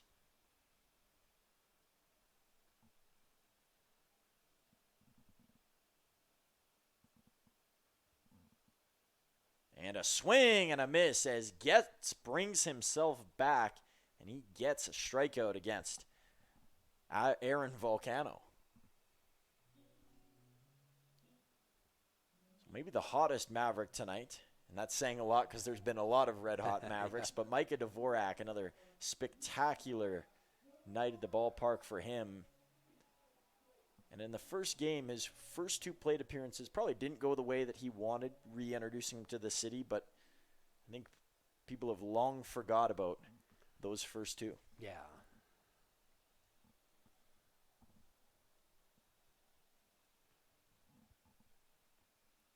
Kind of So behind. Getz has really settled things down for the Bulls. And that one hit Dvorak, so he's off to first. I believe that's back-to-back hit by pitches for Dvorak. You are correct.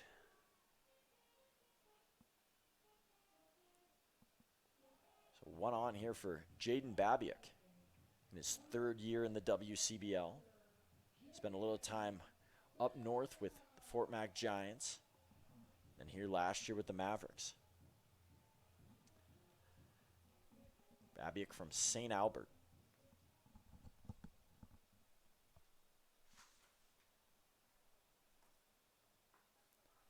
And he will take a strike to start off his day against Getz.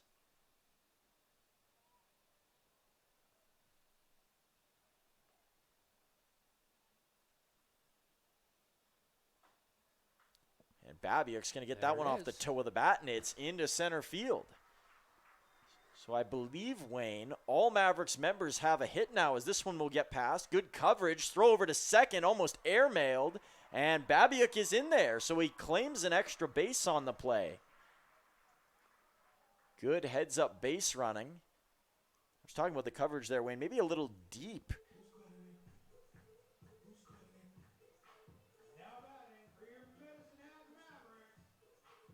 Well, there was good base running by Dvorak, challenging the arm in center field by Ryan.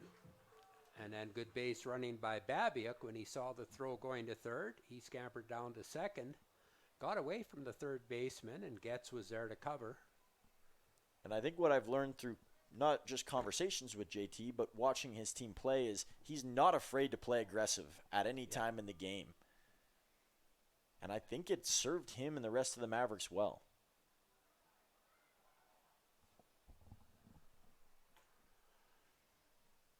You have to be aggressive in baseball, but reasonable.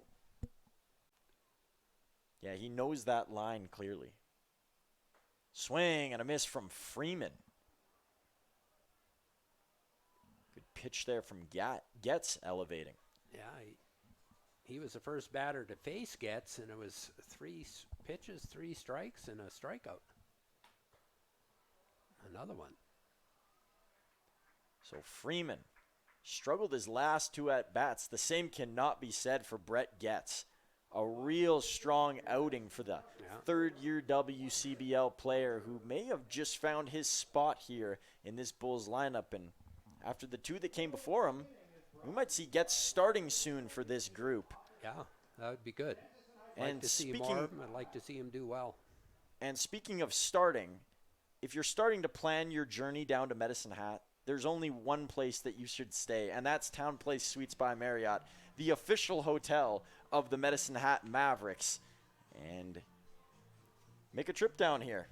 Not only join us at the ballpark, but join Town Place Suites in one of their various rooms. Let's take a look around the league at some current scores going on as the Brooks Bombers once again are off to a flashy start. 7-1 in the top of the 7th as they lead over the Swift Current 57s on the road in Swift Current. We already have one final today, and the Saskatoon Berries, who we knew were going to be lethal, found their way to get over the hump in Regina, or against Regina in Saskatoon, winning 9-3. The Weyburn Beavers, we talked about it earlier. It might just be their year. Top of the 5th, they're up 14-3.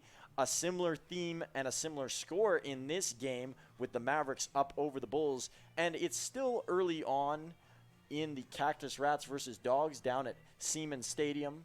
But in the top of the 5th, the Cactus Rats with a 1-0 lead. We saw them have a lead against Sylvan Lake, another perennial powerhouse, a couple nights ago.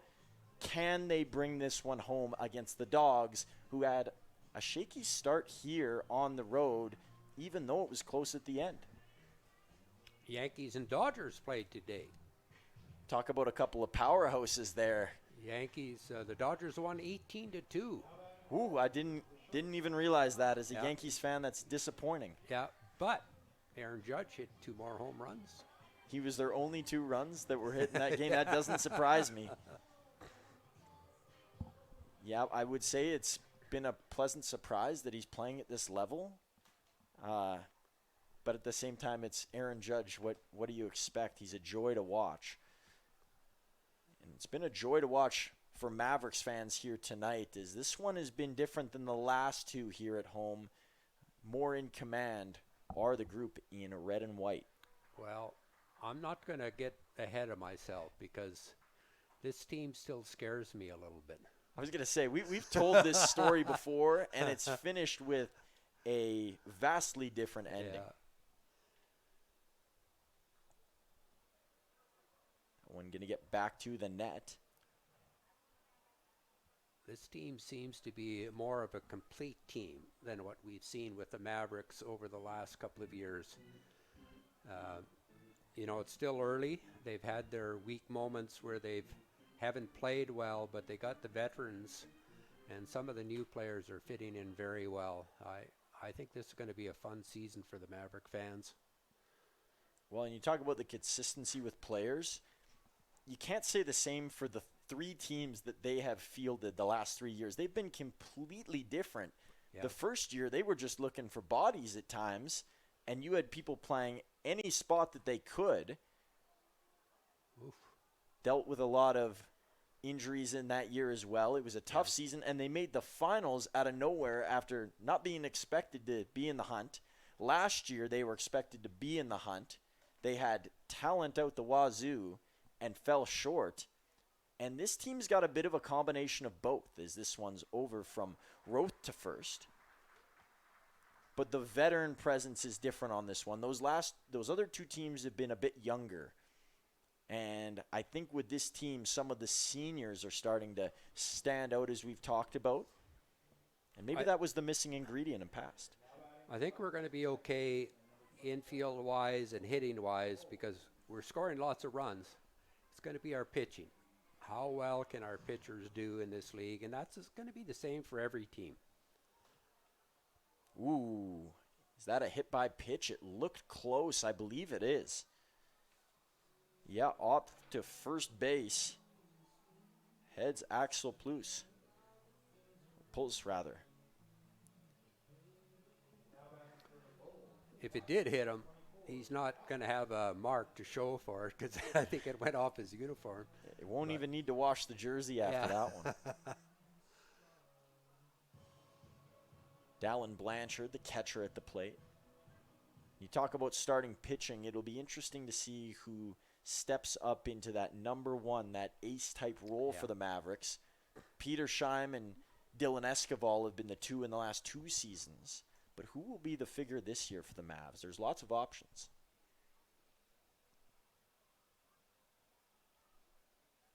Here's Levesque down the pipe, and he gets a strike. I like what Levesque's been doing. It's only been used as a reliever so far.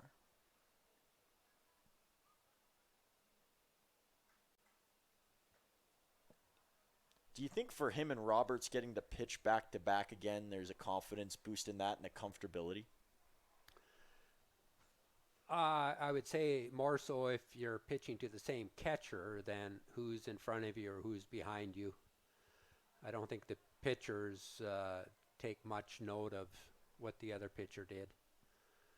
They might see a pattern if they're watching the game and saying, well, this guy's been pitching this way to this team. I've got to pitch the same way because he's had success. Or if he hasn't had success, he's going to go out there following him and thinking, I got to pitch it differently. Runner off to second there, as we didn't mention. This one's got some good jump. It won't get over, and it's going to land at the base of the wall. Uzawa is there. A run will come in to score, and it is an RBI double off the bat of Blanchard. So he continues to churn out production here in this game. I'm telling you what, he's been their best hitter by far. 3 for 3. Double, a single, and a home run. He seems like he could be the ideal cleanup hitter for this Bulls squad as the season treks on. Cesar Rodriguez out there to talk with Levesque. Just the one out here, still one on, and could this be the inning where the Bulls do damage? For Moose Jaw, it was in that 7th. For Okotoks, it was in that 9th. Are we a couple of innings ahead here in the 6th? Well, we need to shut it down here. We got Brendan McTavish up. He's 0 for 2 tonight. Strikeout and a fielder's choice. He grounded out to Morrison, who threw it to second for the 3rd out. But so you can say, well, it's a number 9 hitter. You should be able to get him out, but he's a number 9 hitter, and he's probably due. And speaking of, let's hope it's the first one, not the latter. And speaking of saying, I mean, if Levesque is able to get it going here again, that one through the glove of Babiuk, heading to 3rd, could be a play, and it was, got him! Whoa, can't believe that one. He came off the base. Wow. He had a pop-up slide, and in trying to hang on to the base, his foot came off, and Vanesti kept the tag on him. And that's one you just can't afford if you're the Bulls. You're getting back in this game. You already have a runner in scoring position. Yeah. And now that's the 2nd out of this inning, and Levesque gets a bit of a break. Big time. Well, what I was speaking with the sayings before is Cesar Rodriguez might go into the Pep Talk Hall of Fame after the end of this year, because it seems like every time he has a mound visit, the pitcher comes back looking like prime Clayton Kershaw. Another strike there from Levesque.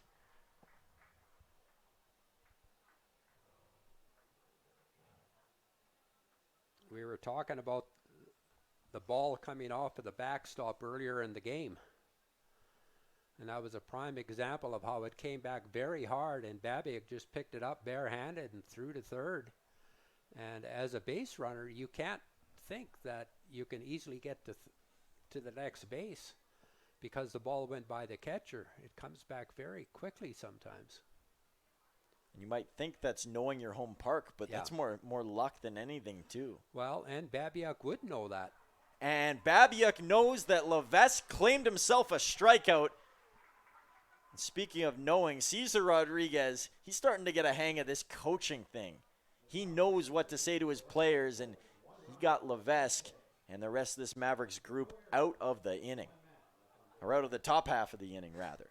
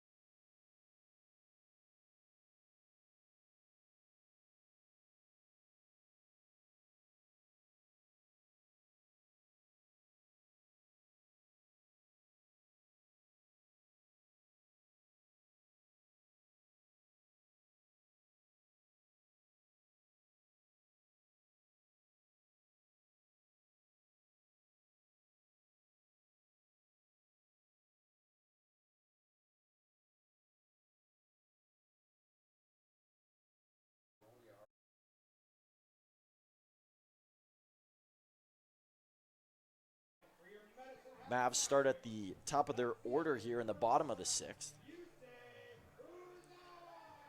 Yusei Uzawa, and that got a loud cheer from somewhere in the audience.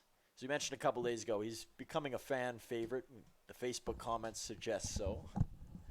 Well, he's not big in stature, so everybody cheers for the smaller player against the bigger player. And he runs well. He's exciting to watch. He's got a great arm out in left field. Oh, And he gets rung up. 3 consecutive strikes for a guy with a good eye. And Yusei Uzawa not expecting that. that pitch looked like it might have not been a strike, but you know, McTavish has been around the plate all the time, so sometimes you get those calls just because you're around the plate.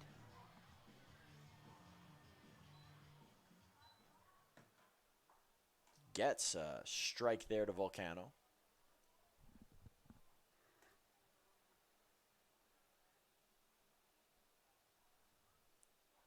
Getz has worked with some pace in this game as well. I think it's aided him.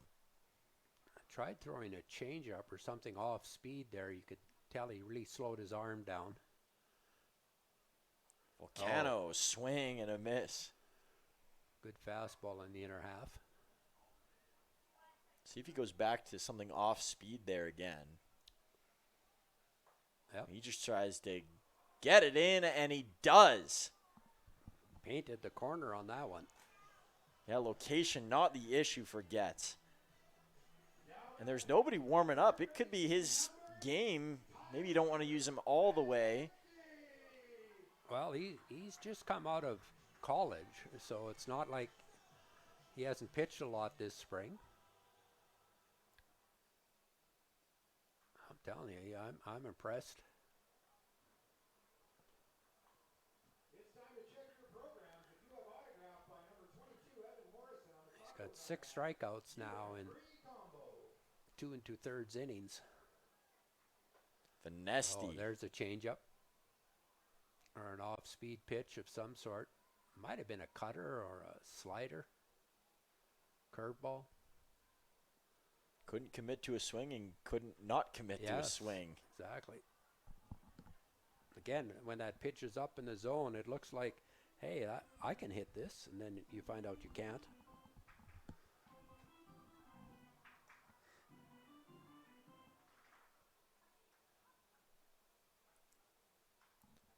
Benesti, a pop-up here. Tracking it over by third base and making the play is Turner.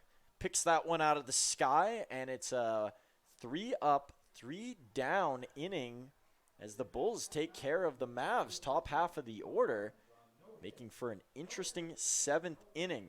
Before we head to that 7th inning, let's take a moment to highlight, as we said, we'll be doing this once a show, a school or a community related to the Mavericks. And today that is Vauxhall Academy, located in Vauxhall, Alberta, exactly 1 hour from Athletic Park. The name of the Vauxhall Academy team is the Jets, and they play at Jets Stadium, which was built in the 50s, long way back. They were the first Canadian team to win the Bishop Gorman Classic, a massive tournament down in Vegas. And of course, the notable alumni from the Vauxhall Academy is the Volcano brothers. All three of them attended.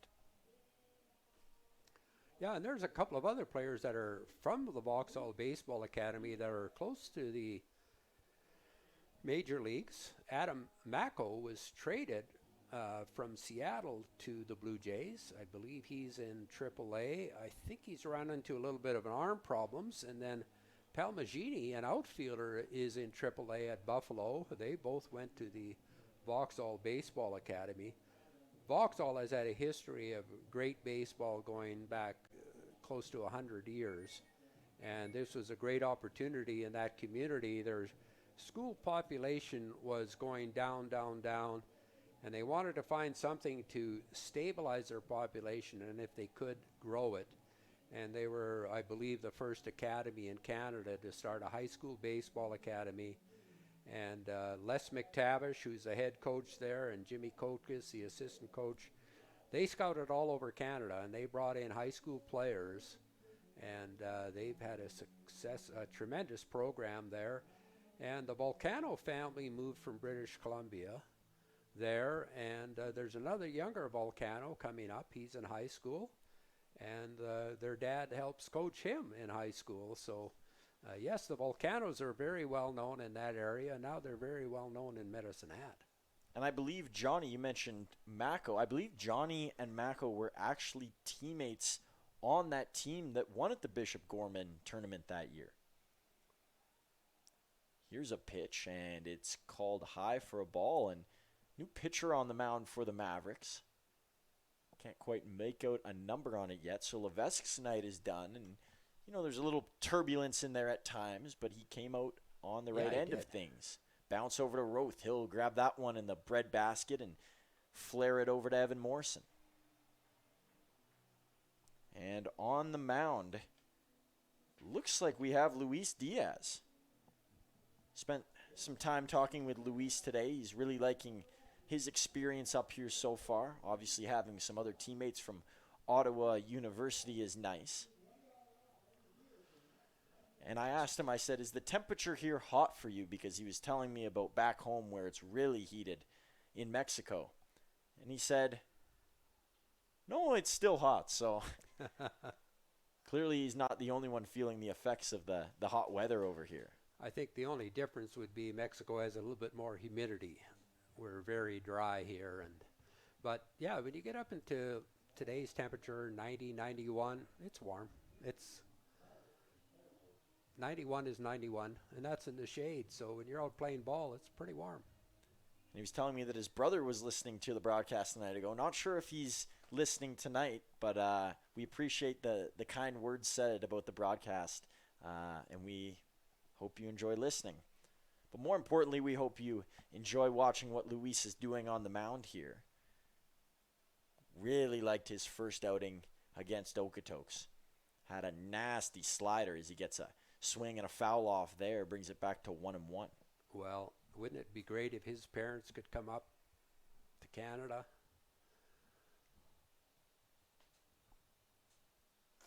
And go to Tim Hortons. Have the players found out about Tim Hortons up here? The American Well, it's players? a thing in America now, unfortunately, Wayne. They've Not too many. Most on the east side of the U.S. But I know Buffalo's a hot spot for Yeah, them. the east side of Canada has the Tim Hortons. Count is 2-1. This one is grounded through the gap and into right field. So back to back on here for the Bulls. And I guess while we're talking about one reliever in Luis Diaz and talking about Tim Hortons as a side note, Lane McCatherine was up here last year, spent a little bit of time as a relief pitcher, and he just loved Tim Hortons. See him walking back from there every day with some Timbits. It's a fan favorite among Mavs players. It's only a block away, so it's like Dunkin' Donuts was in the States, or yeah, there's a fly ball to right field, the easy play for Volcano. Comes down with it, and runners will stay put here. Second out of this inning. Clairhout's got 3 hits for the Bulls tonight. Little discussion here between Diaz and Babiak. So Will Turner at the plate. He's 0 for 3. Struck out looking his last plate appearance. Turner looking to discover his first hit in this game, as Wayne mentioned, and check swing there. They're going to look down. He didn't go. Babiak a little stunned by that one as he looks at a couple of umpires here. And yeah, it's a first base umpire's call. This time he was on it. I think the umpires have done a very good job tonight. Mentioned Turner looking for a first in this game. Luis Diaz was looking for something earlier today. He wasn't sure what was up here, so he wandered his way into the broadcast booth and just wanted to see what it was all about on this level. And that's how we got talking and chatting today, was purely out of Luis's ambition for finding something new.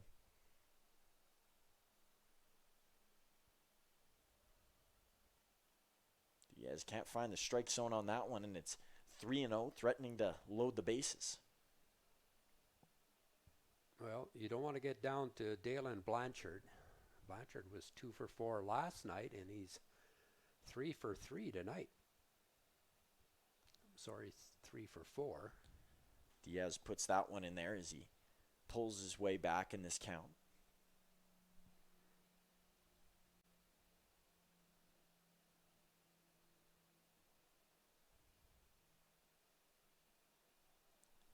Diaz gets him to pop up.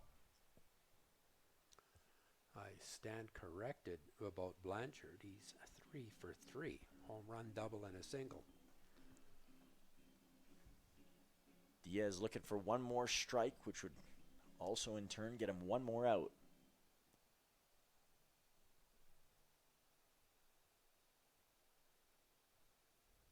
Runner's going to go. Diaz will have that one hit over into left. Runner's going to come around. Uzawa isn't even going to get a chance to throw. And the ball game is now 12-6. So although the Mavs have doubled the Bulls' score, there's still runners on and still a chance to go here. And the most dangerous hitter on this roster, at least tonight, makes his way to the dish. Blanchard getting set.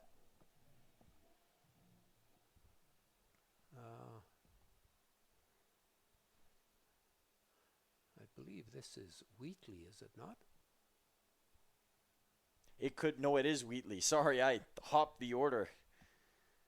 It is Wheatley, you bet. We were talking about Blanchard so much, I thought he was coming to the plate. Well, we don't want to see him at the plate. And that one gets by Babiak. Diaz struggling with the command there.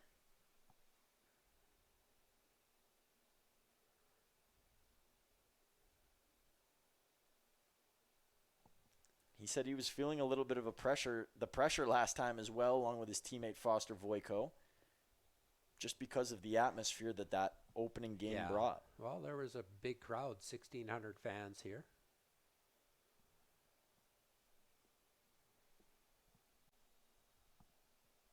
This is outside 3 times here. We got a count here. of 2 and 1, not 3 and 0.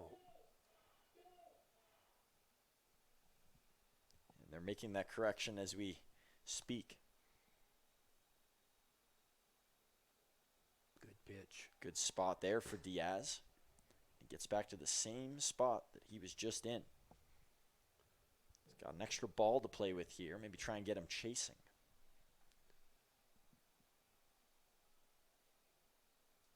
Here comes the throw from Diaz, and it's a high one.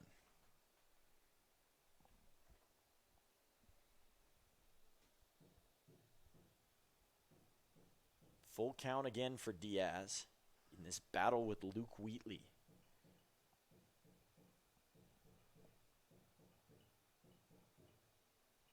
Swing and a miss as Diaz gets him. He yells into his shirt at the very end as he came with the heat, and a big moment to work himself out of a tough inning. Key time to get a strikeout. And as we are now in the 7th inning stretch, it's time for some trivia here. Our annual Saturday night segment comes to life. And Wayne, you came up with a really good question, and it's about some names of some MLB teams. Fill us in.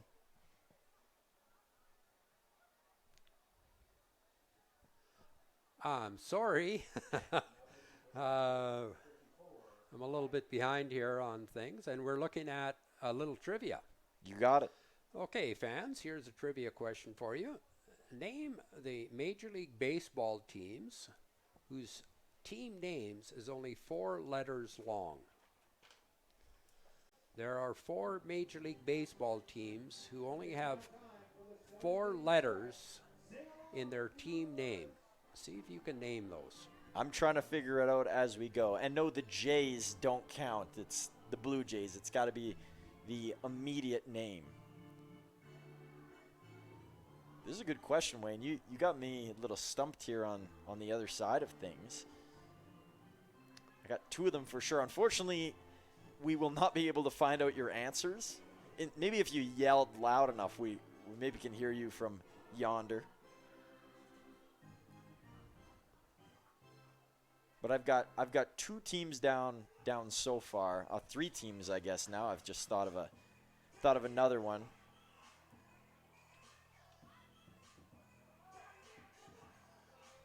Wayne, when will this answer be revealed? Well, let's reveal it right now. Okay, I'll tell you the 3 that I have. You tell me the 4th. Okay. I got the Cincinnati Reds, the New York Mets, and the Chicago Cubs. The Tampa Rays. True, because it's not the Devil Rays anymore. You got it. That's a tricky one. And it's the double first name, so sneaky little we have answer. a correction to make here, and thanks to Les McTavish for giving us a heads up. Number 22, who just pitched the last 3 innings for the Bulls, was Seamus Ryan, not Brett Getz.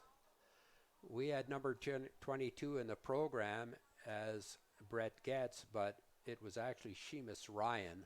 So our apologies to the Ryan family for the mistake.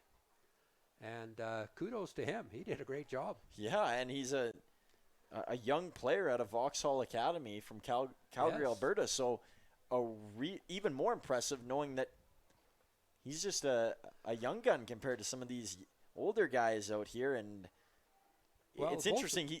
Both of them are left-handed pitchers, and of course we're way up in the press box. And Les McTavish, who texted, is actually the Vauxhall Baseball Academy head coach, so he would know who the players are. And I was kind of surprised that Getz had long hair or longer hair. So now we know. Thanks. So now we Les. know that, and Mavericks fans are starting to know about Carter Roth. He's becoming a real threat to any pitcher. He's carved his way around this Bulls lineup tonight. And quickly back to the Getz point, they throw so similar too. Yes, With that they do. frisbee-style Yeah. throw, it fooled both of us. I think if it was a different style, might have thought differently, but Well, I think Les McTavish should teach them to throw differently so we can tell them apart. Kudos to you, Les. You do a wonderful job with the Vauxhall Academy. So, runner on first base, Evan Morrison at the plate. Was a see you later type swing there that he misses. And now we have Riley Pierce on the mound from Lethbridge. Goes to the University of Mary. That one over the glove, and it will allow for a free base for Roth. Almost a little bit of discombobulation on the other end as the shortstop Wheatley was left in a tricky spot looking to navigate that ball. Well, a wild pitch. Again, it came right off the backstop, right to the catcher, and he immediately threw it down to second base. Interesting trend here. The Mavs have not scored in their last 3 innings, and that might come back to bite me here. Was that play made? Oh, my goodness. What a play in left field. Brendan McTavish diving out and grabbing that one. Oh, it was such a close play. Yeah, I didn't think he had a chance to get there. Shoestring grab right off the grass. Great catch up by McTavish. He ran a long way. Well, I guess helping people must be in the McTavish name. We get help from one a second ago, and the Bulls get help from another right here. Fantastic play in left field. It's not an easy run for anybody to make, track star or not. And this is the time at night where it's tough to pick up the ball as well. And I did think that Brendan McTavish kind of hesitated on that. Number one, Morrison swings hard. And you sometimes think that the ball is hit harder than it is because he got it off the end of the bat. But a great recovery by McTavish.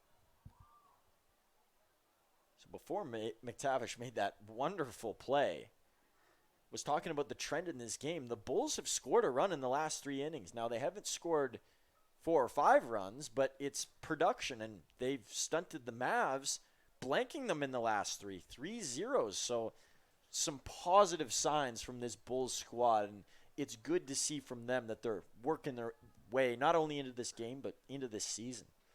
Well, Seamus Ryan really changed the momentum in this game just by his throwing strikes, challenging the hitters. The good thing is about the Bulls scoring, it's not crooked numbers. They're all single runs. So it's crooked numbers that hurt you.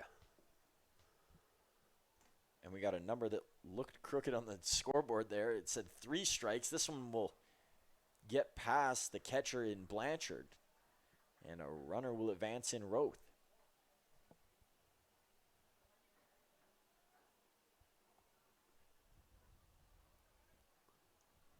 Infield is going to play in. They'll cut off the run.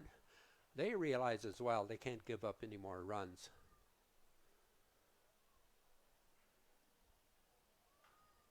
Tipped off the end of the bat. Long run here for Claire tough Houghton Company. And it's going to drop through the glove, and it's in. That allows Roth to cross home plate, and the Mavs get off the slump train here as they up their lead to 13-6. And that's the opposite of what could happen when you play your infield in. That ball was just zipped off, barely hit the grass in the outfield, and if your outfield or your infield's playing back, that's an easy play. But because you want to cut off the run, you play your infield in, and then that little hit lands in, and you end up scoring the run anyway. So good piece of hitting again by Aaron Volcano. And there's a difference. That's his 4th RBI of the night. Wow. And there's a difference between that and a blueberry muffin. That one had a little more contact. Think back to that game last year against Moose Jaw. I think they were in town where both teams were getting a bunch of blueberry muffins, and they were just looping these weak hit singles in there. And I think both teams got the double digits in that game. Well, I'd classify that as one of your blueberry muffins that you're talking about, because I think that was more of a 9-iron shot. It was high, but no distance on it at all. And a great effort by the second baseman. He was trying to make an over-the-shoulder catch. Axel pulls.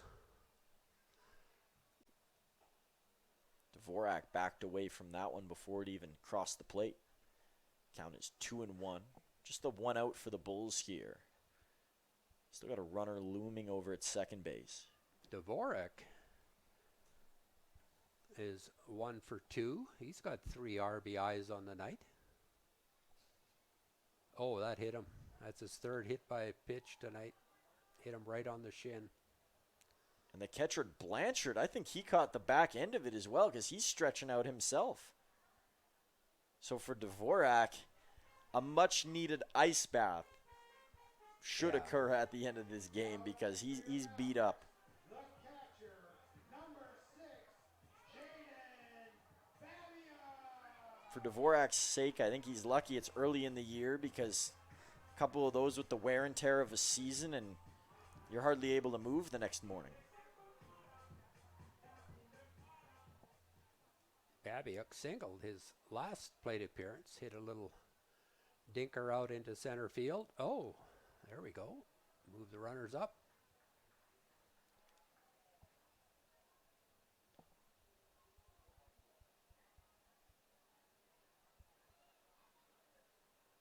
Be a quick talk here between Blanchard and Pierce. Pitch was a bit bizarre. It looked like it sneezed midway through its path and just dived towards Babiak.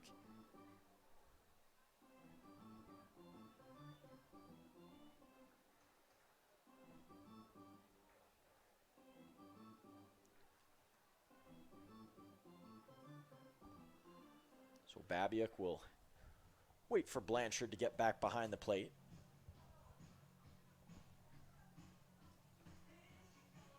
Not sure if you can see it from. So the infield's playing in again. What's going to happen now? It's the beauty Babiak. of baseball. We don't know. Well, you think Babiak hits it to the left side of the field? I think I agree with you. I would think so. He might not even get the chance to Oh, as this he will be tough. limbos out of the way, and sliding in to score is Aaron Volcano.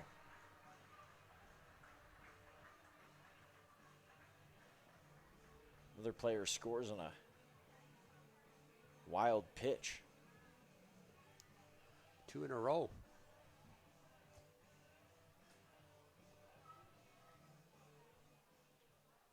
Just want to foreshadow something here for folks. When you look at the stats tomorrow morning from this game, I'm predicting that Brett Gett's name will be in the system, and there will have to be a change made.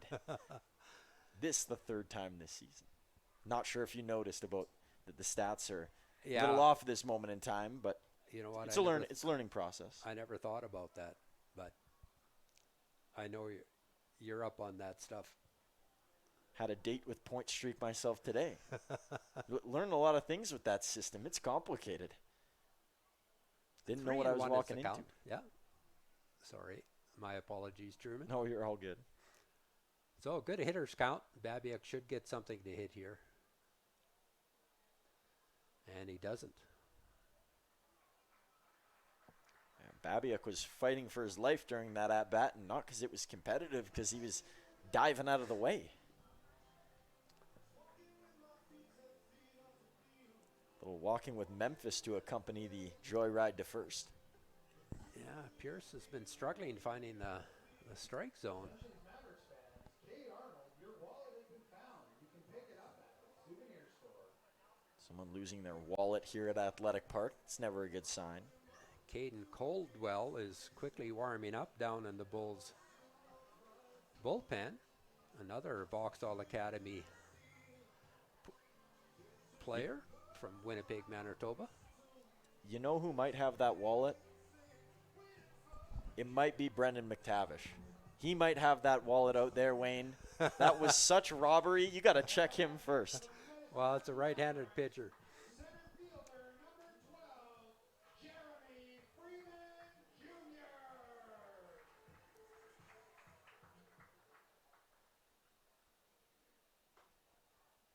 Pitches outside to Freeman. And of course, we're just joking with that for legal purposes.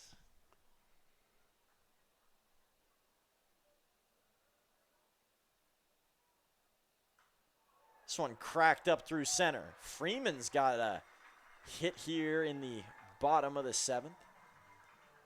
And in to score is Micah Dvorak. So all those bumps and bruises pay off for Micah. He gets to cross home plate.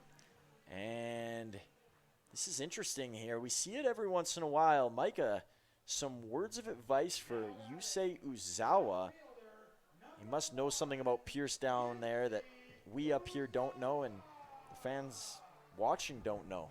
Yeah, usually if they've got something that they feel that can help the batter, they'll pass something on to him. So that was a long talk from Dvorak there. Waiting on that one is Uzawa. Still only one away.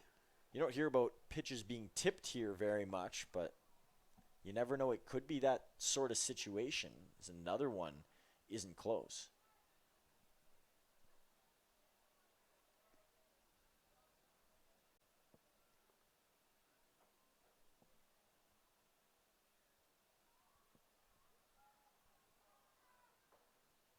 Uzawa will take a strike there.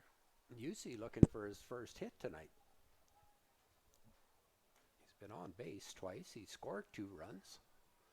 So one thing he does has been doing a lot of, he scores a lot of runs. It's those wheels on his feet. Yeah. What?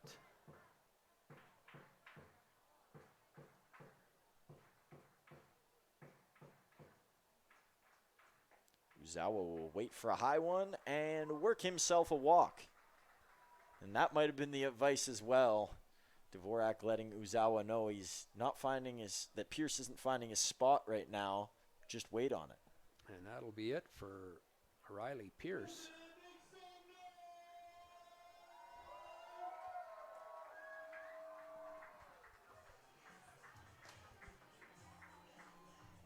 Oh, there's Walk This Way, Wayne. It's made its grand return. You know, they have a playlist for walk songs within Athletic Park that they'll play during walks. And Walk This Way was, as we mentioned in a prior broadcast, notorious throughout the years for getting played every single time there was a walk. But there's a new mix in there, as we mentioned, walking in Memphis before. But it's made his return, and Wayne's loving it over here. He's got a bit of a groove going on. I like Walking in Memphis. That is the song, right? Walking in Memphis. It is. You got it. Some of the fans are getting up and leaving their seats. But I don't think the 50-50's been called yet. It hasn't. And attendance hasn't been announced either, I don't believe. No, neither is attendance. I'm predicting attendance tonight of 1,100. Not a big crowd. Not as big as we've had. No, the first crowd over 1,600. The last game just under 2,000. Beautiful nights, though, we've had. Compared to last year, you know, we talked about this in one of our previous games. Last year, starting off the season, was cool and wet, and this year, a totally different vibe. But same 2 teams in the NHL Stanley Cup Finals. Medicine Hat Tigers play tomorrow night, 5 o'clock, for the Memorial Cup, the Canadian Junior Hockey League Championship game. And if the Tigers win tomorrow, there's going to be a big rally when they get back from Rimouski, Quebec. I was going to say, if you're not aware of the situation, if there's a time to come to Medicine Hat, very much, like that would be the time. It would be a celebration of the ages. Our community loves our sports. It's rooted in all of us, and it's what has connected this ball team over the years. And we see the same thing for the Mavericks, the people piling on the berm when they made the finals. And with the Tigers, I can't imagine what this city will look like. It'd be such a treat. But we turn our attention right now to their counterpart in the Mavericks. I guess we should turn our attention as well around the league, fill you in on some of the scores. It's currently the bottom of the 8th over in Swift Current. Get back-to-back games at home here. And the Brooks Bombers maintaining their lead, but it has gotten smaller, as now they're only up 9-5. And over in Moose Jaw, the Weyburn Beavers still in the driver's seat, 16-8. They have dominated in the run column. I'd be interested to see who's buzzing on the stat sheet. And over in Okotoks, the unfortunate has occurred again for the Energy City Cactus Rats, as they have squandered another lead to a juggernaut. They now trail 3-1 in the top of the 7th. Now, still time in that game, but not a good theme that has been brewing for the Rats. Well, 3-1, that's a good game. That's competitive. Of course, Count is 1-2 on Johnny Volcano. Volcano looking to get on base for the 4th time in this game, actually the 5th time.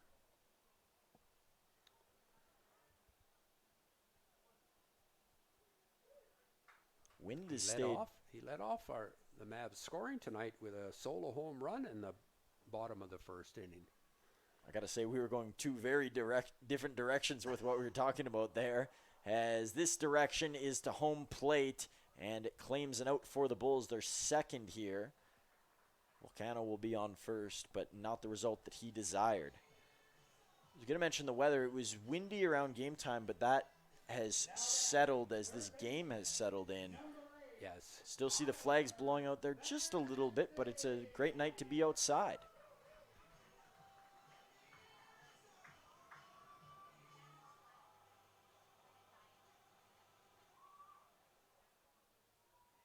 Two outs for Tyler Vanesti. He's due. One claps the glove of the catcher for ball 1. So we did announce Caden Coldwell into the game for the We had not, but we have now. So the Bulls. Good insight there, Wayne. Vanesti hits this one high. Right fielder will stand there. He can't see it. It gets down. He was, Wayne. This one might clear the bases. Vanesti will get a 2 RBI double, I believe, and still a runner over on third, so he doesn't clear them, but pretty solid hitting there for Vanesti and taking advantage of the unfortunate circumstances in the sky.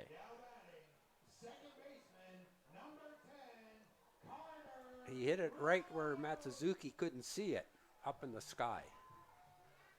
That's unfortunate, and we did mention that with McTavish earlier on in the game. Sometimes you get to this time of night, and it's really tough to pick up the ball when it gets above the lights. So Vanesti gets a couple of RBIs. 5 runs this inning for the Mavericks. They up their total to 17. I think if you were to ask the Weyburn Beavers if 16 runs wouldn't be enough tonight to have the most runs in the league on this Saturday, I think they'd be saying that you'd be crazy, but the Mavericks outdoing them by 1 right now. Guess it's the game outside of the game.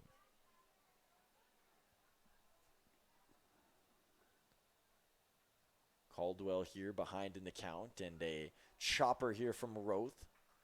Longer play to first, and it's down, so Roth is out, and the inning is over, but the Mavs find success after a screeching halt. 5 big ones. They're looking to bring this one home.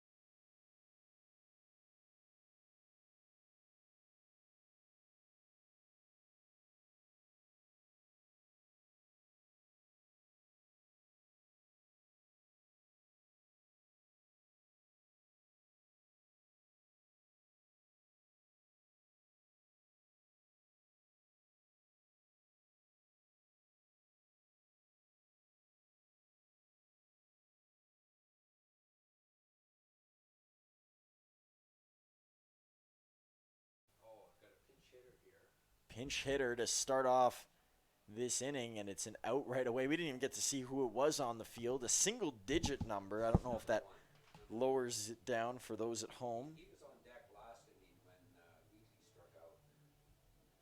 And they're So it's Titsu Nishida. out of the Prairie Baseball Academy. Sure, they will be featured soon here on one of our nightly features of communities and universities.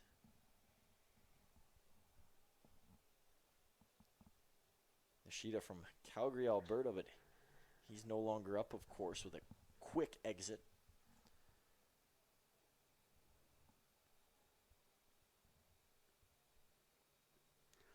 So Mr. Blanchard up. Is that Mr. Blanchard? Did they put in a pinch hitter? I believe you're right on that, Wayne. It is Blanchard, 24. Yep. And still on the mound for the Mavericks is Luis Diaz, although he's been sitting for quite a while here. Getting a little cold as this one's plunked over into left field. And it's a base hit again for Blanchard. My goodness, despite the loss, his name is going to be on top of many rankings within the WCBL, and got the Diaz there. So Brennan McTavish, can he convert good defense into good offense?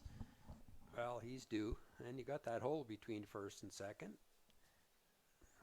That's really where all of the hits have gone against Diaz, is right to that spot. Yeah.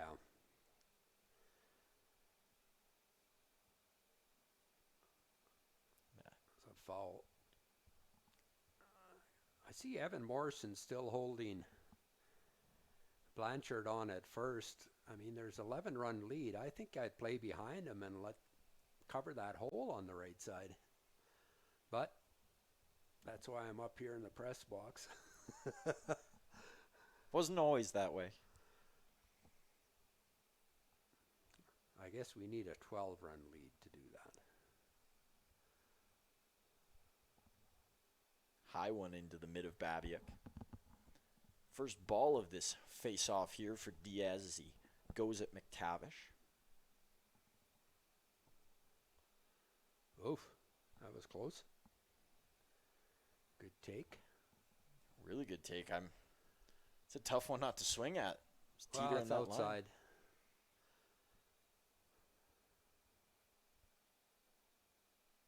Oh, good rip at that one.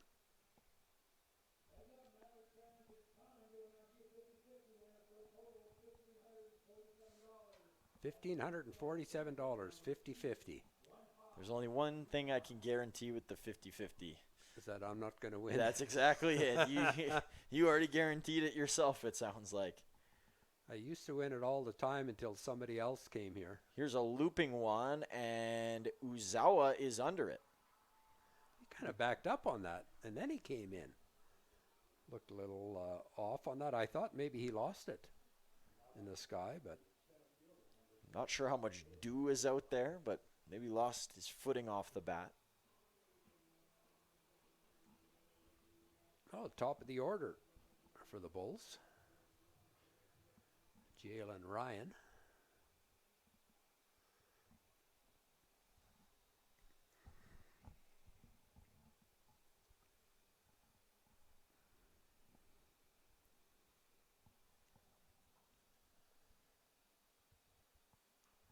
Oh, Here's that's one that's scorched. got some good zip to it, and Oh, getting okay. to it in time is Aaron Volcano. He knew the route, and he met the ball right on target.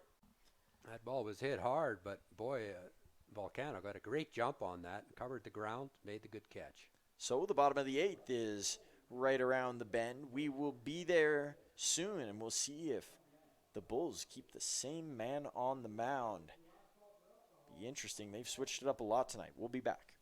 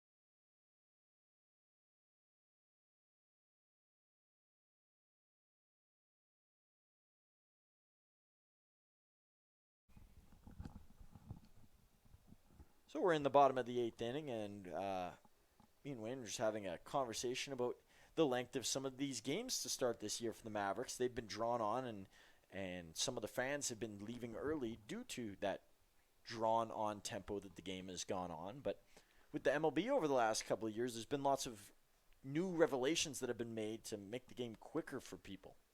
Well, yeah, hopefully this isn't a trend of what's going to happen this season, because this game's going to go on to 3 hours plus, and the game before here was 4 hours. I think it was close to 10 minutes shy of 4 hours. The opening game of the season was 3 hours and 45 minutes, and we're drawing really good crowds, like 1,247 fans here again tonight, but nobody wants to come to a ballpark and be here for 4 hours. And I really think the WCBL needs to look at implementing a pitch clock and get these games moving along.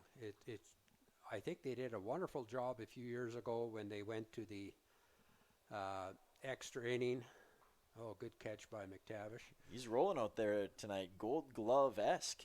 It's a lot easier to catch those balls when they're not up above the lights, as Volcano and McTavish did, but Matt Suzuki there, that one got up high and you lose it. Yeah, getting back to the length of the games, as I was saying a couple of years ago, they implemented the tiebreaker rule, because I was telling you several years ago I was here till 1 o'clock in the morning. It was an 18-inning game. There was a rain delay in between it, and I think there was about 5 of us left here at the game when it had finished at 1 o'clock in the morning, simply because nobody wants to come to a game and be here for 6 hours. So that was a good move. I think they got to speed up this game as well. Especially, I'm going to look at games that are played in May and June, because you want to bring your kids to the ballpark, but if the kids don't see the teams cheering at the end of the game, they don't even know, why am I going to the ballpark when the game's never over? So in May and June, let's get these games over, but I would say carry it through all of the time. Well, I think they heard you in that inning, because that was a 1-2-3 snap of a finger. Yeah. But Wayne, some real good points there about the game. And aside from the fans, the players as well, there's lots of traveling involved. If they can get, even an extra half an hour to sleep at night, that does wonders. And later in the year, those players have that little extra energy to, play at a higher level when the games get really important. So lots of positives in there. I know for junkies like myself, I could be at a ballpark for 24 hours watching baseball, but not everybody is in that same category, and inclusivity needs to be considered highly. The one thing that we have to look at is that we've always been saying it's a hitter's league. And look at the number of runs scored tonight. 23 runs, 27 hits. When we played Okotoks, there was 23 runs, 32 hits. It's a hitter's league, and it's tough for pitchers. And these games just go on too long, in my opinion. I think we need to find a way of shortening these games to the point where the fans are going to enjoy it a lot more. As you said, the players are going to enjoy it. Everybody's going to enjoy a game where it's going to be 2 hours, 2.5 hours. A long game is 3 hours. Maybe it's even extra innings, but we're playing 9-inning games now that are going at least 3 hours, 4 hours. And if that continues, look at the scores tonight in the league. There's a lot of scores tonight already that are up into double digits. And I think the league needs to look at it, and I'm sure they are. I'm sure that the people are saying, do we have the technology, number one, to do that? And maybe they're not quite ready yet with the technology, because that requires a clock to be out in the outfield that's digital, and somebody's keeping the timer. That's after every pitch or after every inning. Yeah, lots to be discussed about it still. This is all coming from a place of constructive criticism and ways that we think we can grow our game even more. It's not a bashing sentiment, so to say. No, we love the game, because we're here all the time. Exactly. I've been doing this since 2019, which isn't a long time, but you know, I know American Legion baseball, they gone away from 9-inning games to 7-inning games. I think that went right through Babiak's club. Got away from him there. Oh, went off the end of his club. Anyhow, we transition back into Luis Diaz on the mound. No outs, 1 on second. The advancement there as that one goes through Babiak's glove, and that fouled aside as Clairhout got a piece of it. And looking back around the league for one last time tonight, 12-5 in the bottom of the ninth in Brooks. High run total again. We'll save the highest for last. But how about Energy City? Now they're up 4-3 in the top of the eighth against Okotoks. Those are the games I like. Those are the fun ones. That back and forth, but it's in that small sample size, and pitchers are dialed up. As Diaz dials up a strikeout there to Clairhout. Luis said that in batting practice, there's got to be more Spanish music. So we've changed. Okay. We have changed. He has given me several requests because I was open to it, and as a big fan of music, I was interested to see what he enjoyed, and I would say to a lot of the guys, put me on something. Introduce me to something that I might enjoy. So for Luis, I will be listening to those songs tonight, and they will likely be on our playlist tomorrow here at Athletic Park. But forgot to mention the biggest game of the night, and that is not in how big the rivalry is or how big the stage is, but the run count. 19 runs now for Weyburn to Moose Jaw's 8, and we're only in the top of the 8th. So there could be more runs for the Beavers, who are chowing down right now. 1-2 count. Diaz gets a pop-up here, and it's over down the alley where Tyler Vanesti is standing, and he'll grab it for the second out.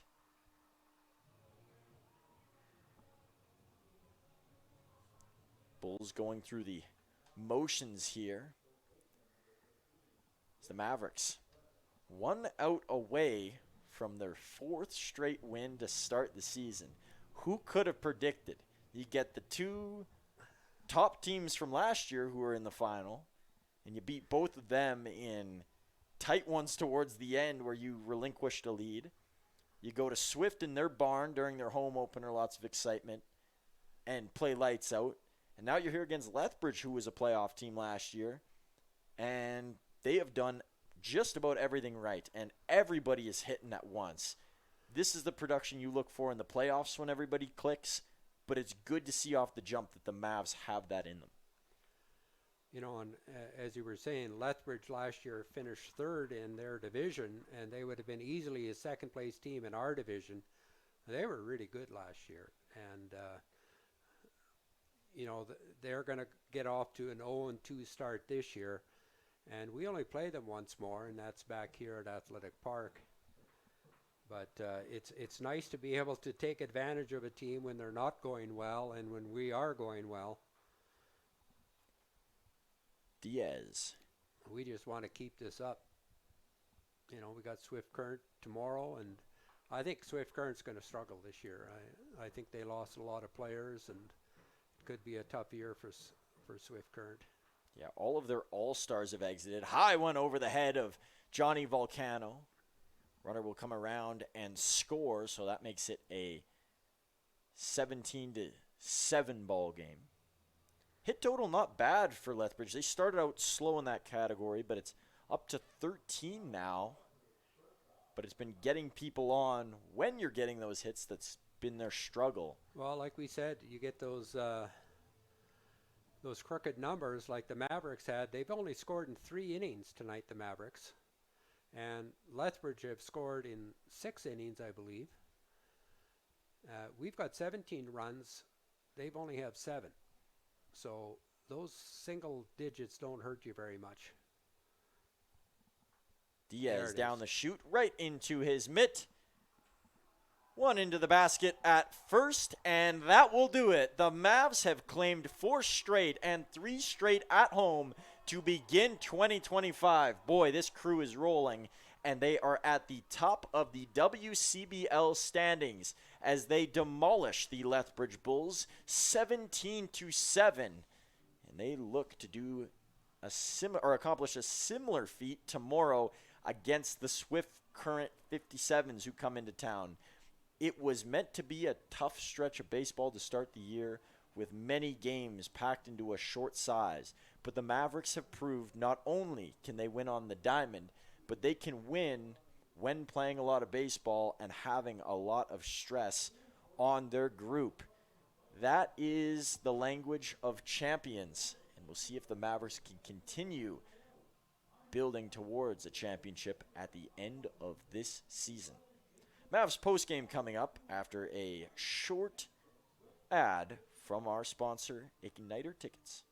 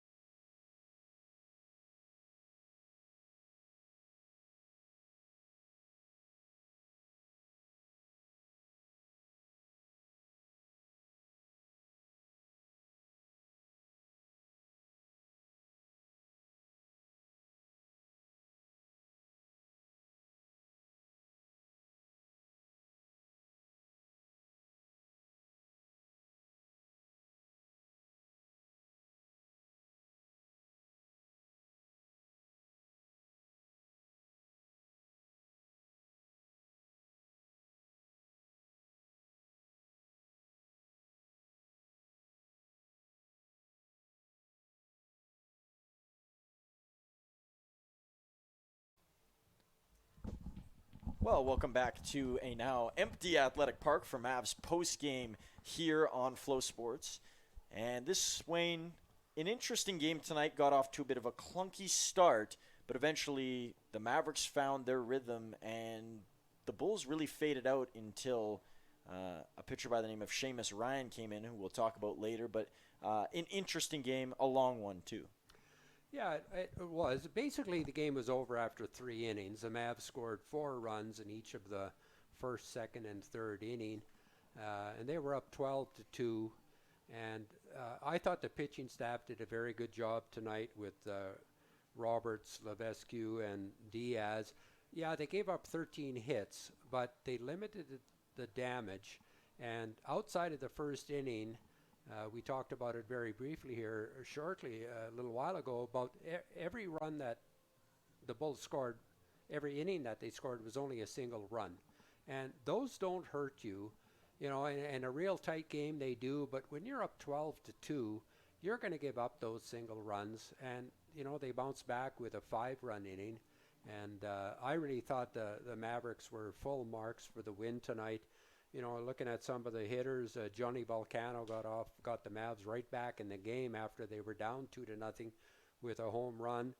And, you know, Carter Roth had a great game again. Aaron Volcano, like all the way through. But I really thought the pitchers did a good job tonight, even though they gave up 7 runs, even though they gave up 13 hits. That was the best job from the pitchers that we've seen at home. Yes, for sure. And Xander Roberts, he struggled to start out the gate, gave up a home run right away. It was the recovery that was so impressive. His rhythm changed. Even his demeanor changed the slightest. He was pretty calm even during that tough stretch there. But overall, real good improvement, and to see that in a short sample size was great. Yeah, I like the way, as you said, he struggled at first, and then he started to work faster, and he got the defense involved. He was throwing more strikes, And I like the pitching efforts by all three of the pitchers tonight. And, you know, it's a little bit of a tough stretch for the Bulls, but boy, that Blanchard, he's impressed me.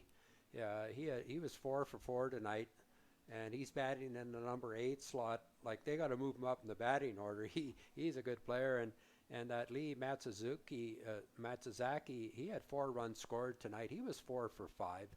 So they've got some good hitters. And as you mentioned, that Seamus Ryan, when he came in, he just shut us down. Like, he had 6 strikeouts in 3 innings, and he dominated. So credit to the pitching tonight. We did see some good pitching. Yes, it was a 3-hour game, but it was a much more fun game to watch than the last 2 here because it moved along fairly quickly. It sure did. And you talked about Seamus Ryan. When you go into a season sometimes, those younger players, the ones that are still playing in high school or are fresh out of playing at an academy, it's tough to make your mark and get into the lineup at all. And the opportunity for him tonight was big. What he did with the opportunity was so much bigger.